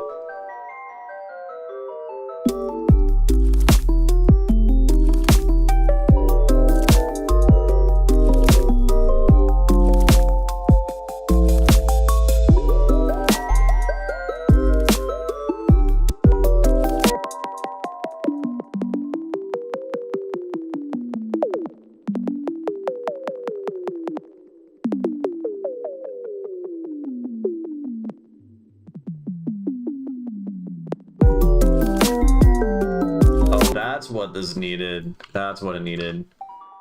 Like we have that. We have that, right? And then we got this guy. And this guy's pitching upwards, and then we can have this guy over here as another layer, and he's pitching downwards. Like he's lower in octave. So we have a high octave dude pitching up and a low octave dude pitching down. And so they're like kind of scooping away from each other, right?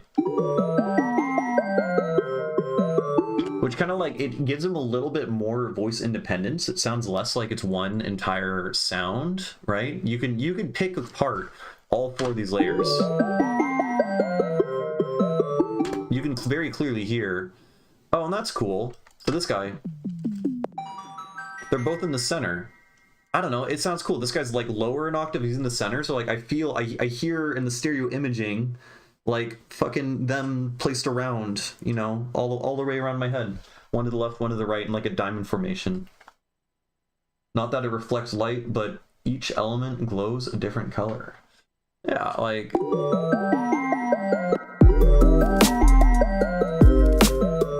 No, this guy probably needs a shorter release and a decay. Or faster, like...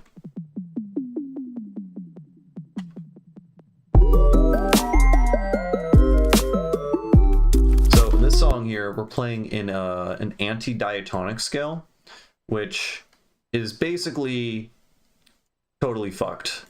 Basically, instead of having 5 large steps and 2 small steps like you do in a 12-tone keyboard and you're playing a diatonic like major scale, how do you feel about tambourines? I feel like the song actually would benefit from tambourines, so I like that you say that. But yeah, instead of 5 large, 2 small steps, we have 2 large steps and 5 small steps. And the consequence of that is that all of your chord qualities end up inverting. So diminished chords turn into augmented chords, major chords turn into minor chords, all of that jazz. And then also the intonation of everything is weird because like your 5th is super flat. And you just get a really interesting sounding chord or like scale out of it, and it sounds, I don't know, it's got an internal structure. It's somewhat familiar in how, you know, the step pattern is familiar to us, like, you know, Western diatonic music, but the intervals that it creates are completely alien.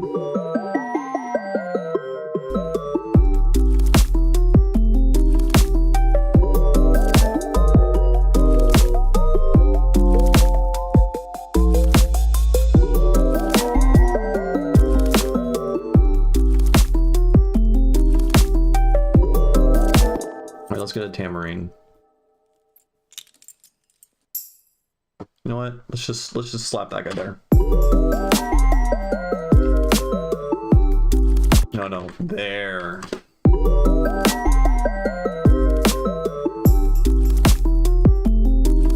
There we go.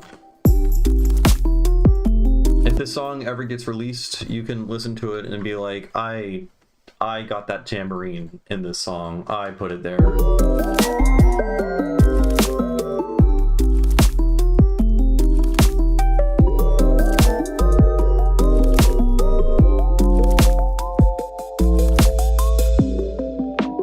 I don't really use maracas either. I really should.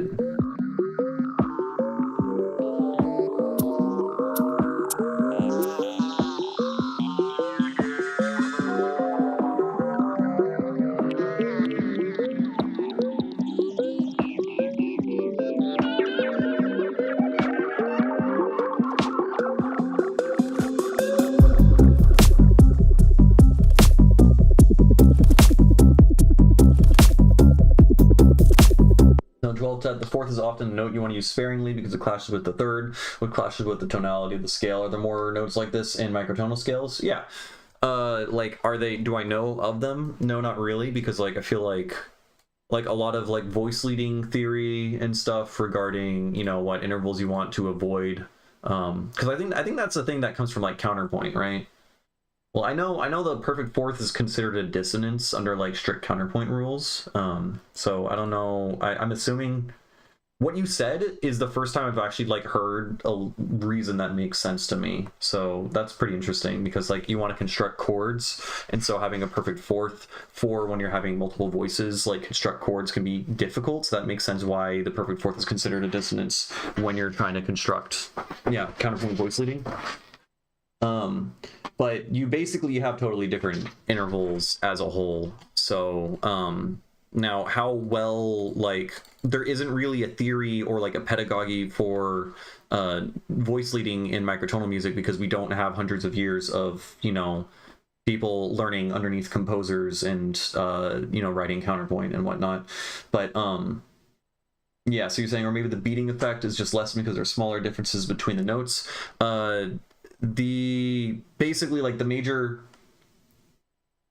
basically in microtonal music you're approximating different intervals, right? So, you know, you have like this, like 2 times your frequency is going to be an octave, and that's why the octave is like so fundamental, because it's like the simplest like ratio, 2/1 to like another frequency that you play together. It sounds extremely consonant, so consonant that we call them equivalent. Then you have like 3/2, which is our perfect 5th, and you have 5/4, which is our major 3rd, and then, you know, so you have 3/2, and then 5/4, you have 4/3, you know, that's still like pretty consonant, and you have 6/5, that's your minor 3rd, but you don't have a 7/6, and 7/6 is an interval that I can't remember where it lies. I think it's like also a minor 3rd. It's like 350 cents or something. I'm just guessing. That interval is also extremely consonant, and no, is it? It doesn't matter what the actual cent value is. It's super constant. You play those two notes together, they're gonna like, if you play them tuned right, it's gonna sound like gridlocked, super consonant, but also unfamiliar too, because you just never heard that before. If it's a little bit off, then you're gonna start hearing beating. So I don't know if that like explains anything really for your question, but one way I like to think about frequencies and how they relate to each other is it's all harmonic series. So when you're playing, basically, if you're a chord, whenever you're playing a chord, you're trying to reconstruct the harmonics of a note that's like below it, if that makes sense. So if you're playing, oh God, wait, I should, here, let me delete the tuning file real quick. So we're in 12. All right, we're in 12 tone right now. So if you play, you know, an octave, right? You play an octave and then a perfect fifth. It's clipping. You can see the three notes right there, right? And this is basically the same thing as if I were to play a note an octave lower. That let's give it a bunch of harmonics. Let's just give it harmonics. No, not an octave lower. I'm sorry, I'm so silly. So you'll notice when you're looking at the spectrogram here, right? When I'm playing, you know, just the wave rich in harmonics, we have those, and then if I play this guy, this is playing all the same harmonics, playing the first, second, and third note in that entire thing, right? Now, if I am simply playing just C against G, perfect fifth, this is you know, a 3 against 2 ratio. What you're doing is you're playing two harmonics of a note that is actually an octave lower, right? Because you're playing the second and third harmonic of something that's below it, right? So now I move this down an octave, and now it's playing all those notes. If you're playing a 5/4, which is a perfect fifth, you're playing something that's 4 times less, or 2 octaves below, right? Because every time you move an octave below, you're dividing by 2, so you do that twice, you're 4 times below, right? So if you have your major third, is this supposed to be? Did I fuck up? What's going on? Oh, I'm playing both of them at the same time. We have that, right? This isn't sharing harmonics with this wave, but if I move this wave down,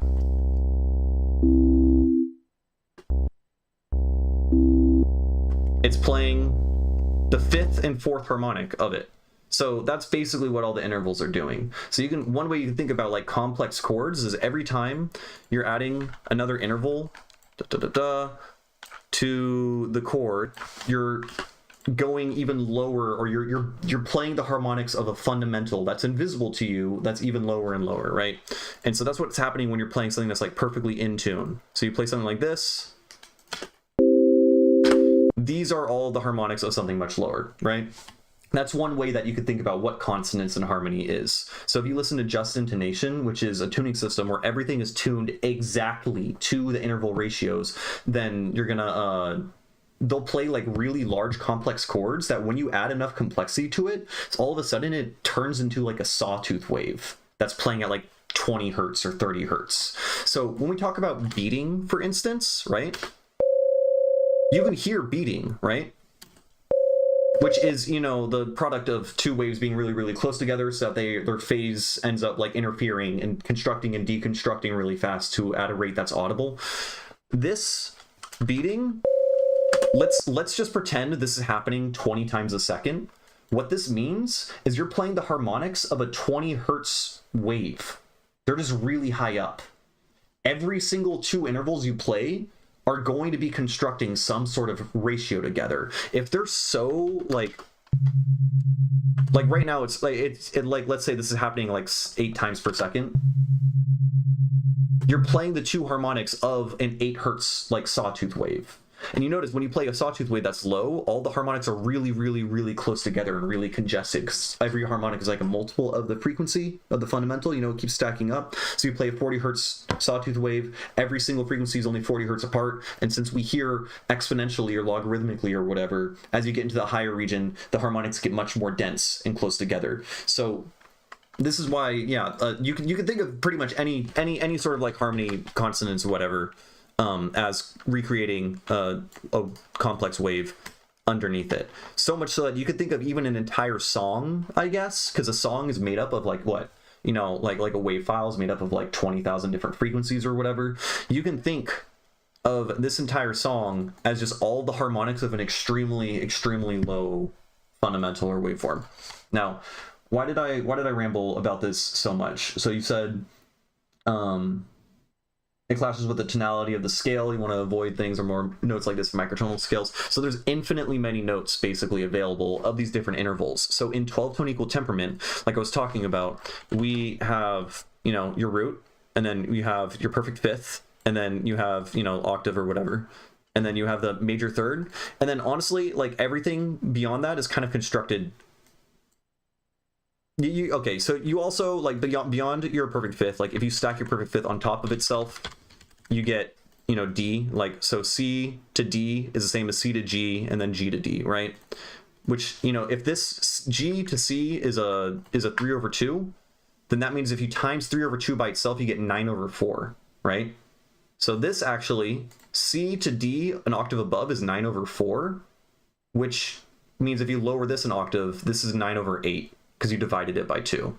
So when you play these two notes, oh god, that's a 9/8 ratio or whatever. Now, 12-tone equal temperament can well approximate basically two different prime harmonics, or prime numbers that are harmonics. Your three, like the third harmonic, right? It's because your third harmonic is going to be that, C to G an octave above, that was F. And then your fifth harmonic, which has a somewhat okay, it's not great, but it's a decent approximation, is 2 octaves above and a major third, right? From those two prime harmonics, you can kind of approximate everything else, or you can build intervals out of those two those two main prime interval numbers. Now, it doesn't approximate the 7th harmonic at all, which means all interval ratios that involve 7 is not going to approximate very well. So different microtonal temperaments can approximate the 7th harmonic super well, which you can then play chords that involve building building quote unquote a waveform that involves the 7th harmonic, which has its own unique sound and sounds completely consonant. But it doesn't exist in 12 tones. So it's going to sound kind of weird, but not necessarily dissonant. It's just going to sound unfamiliar because you've never heard it before. So, you know, you can keep going with this. You can build, you know, make chords with like the 11th harmonic, 13th harmonic, the 21st or whatever, 23rd. You can keep, it gets more abstract and harder to hear, but when you build large chord structures out of these different things, there's different psychoacoustic phenomena and chords and whatever that you're all capable of. So that's basically the whole point of microtonality, or at least that's one lens, that's one popular lens of looking at it and looking at harmony and thinking about all that stuff. Yeah, I hope that all made sense. I'm planning on making a YouTube video trying to like explain this better, with like maybe we'll have some like graphs and stuff like that. I don't fucking know. It'll be like a little bit more well structured. Here, I need to reload my tuning file. So this song in particular, I've been playing around and obsessive a lot with 23 notes per octave in particular, because 23 notes per octave doesn't approximate anything well. It kind of just sucks. It's so bad that it's good again, because it's really unique in how it sounds compared to everything else. So it becomes a really cool, like, not only an exercise, this isn't just an intellectual exercise, because I think the music I'm making with it is also really, really cool, but it's a good exercise to see, like, okay, how well can I make music if I'm working in a tuning system that doesn't give me any tools that I'm familiar with? My perfect fifth sucks, so everything sounds different. Now, it doesn't suck in that it's unusable, it sounds different. So you're just what you make is going to sound different to if you were trying to make something with a perfect fifth and 12 tone or whatever. So yeah, I find all that super fascinating. So I'm gonna keep rambling just a little bit longer. So this song, I'm in 46 notes per octave because 46 is 23 times 2, meaning I can still play the 23 tone equal temperament scale by just alternating every other note, right? So this entire second half of this song, I'm playing in 23 simply by excluding other notes, right? This whole thing, this guy. Right, super cool.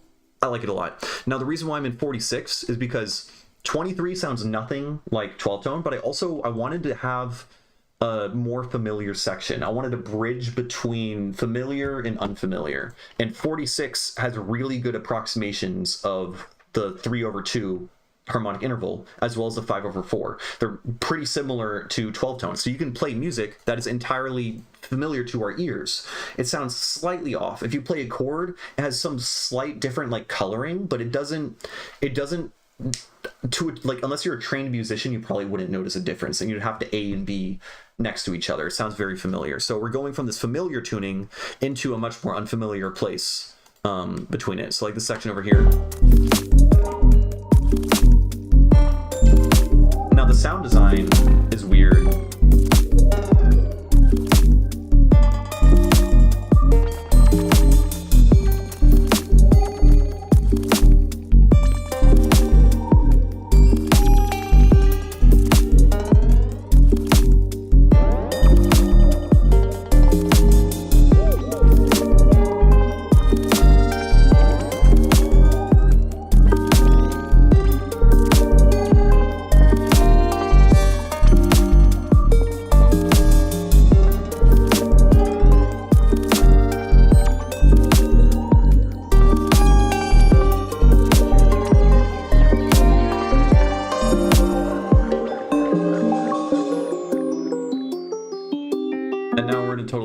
Basically,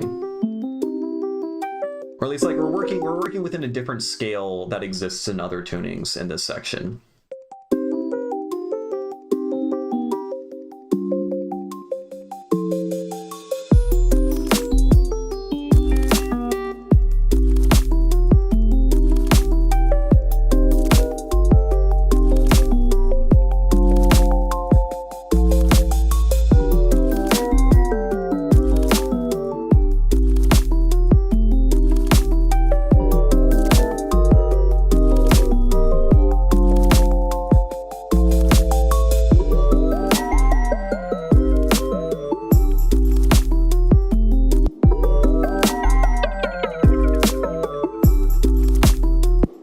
Tambourine in here. Let's pan the tambourine and make it a little bit quieter. Da, da, da, da.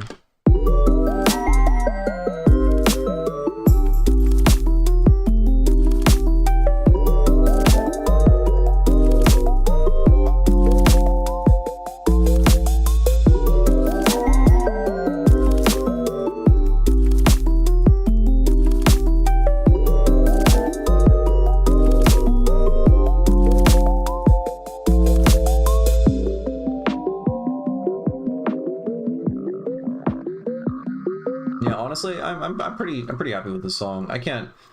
Here, we'll listen through this to the end one more time, and then I think I'm done streaming.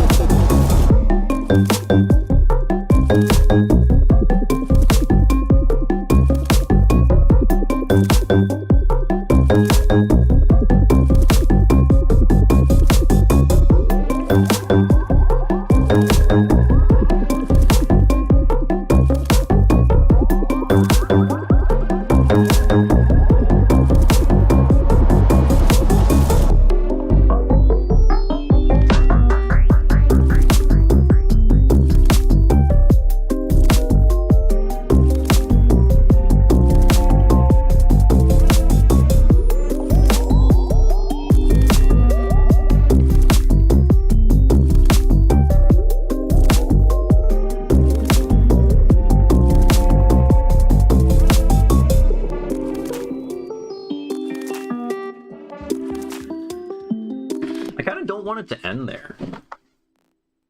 I want to like maybe it'll go into an even more relaxed section, and we'll get rid of the hip hop sub stuff. Like we can just duplicate that thing over, and then we're just gonna not have the sub. And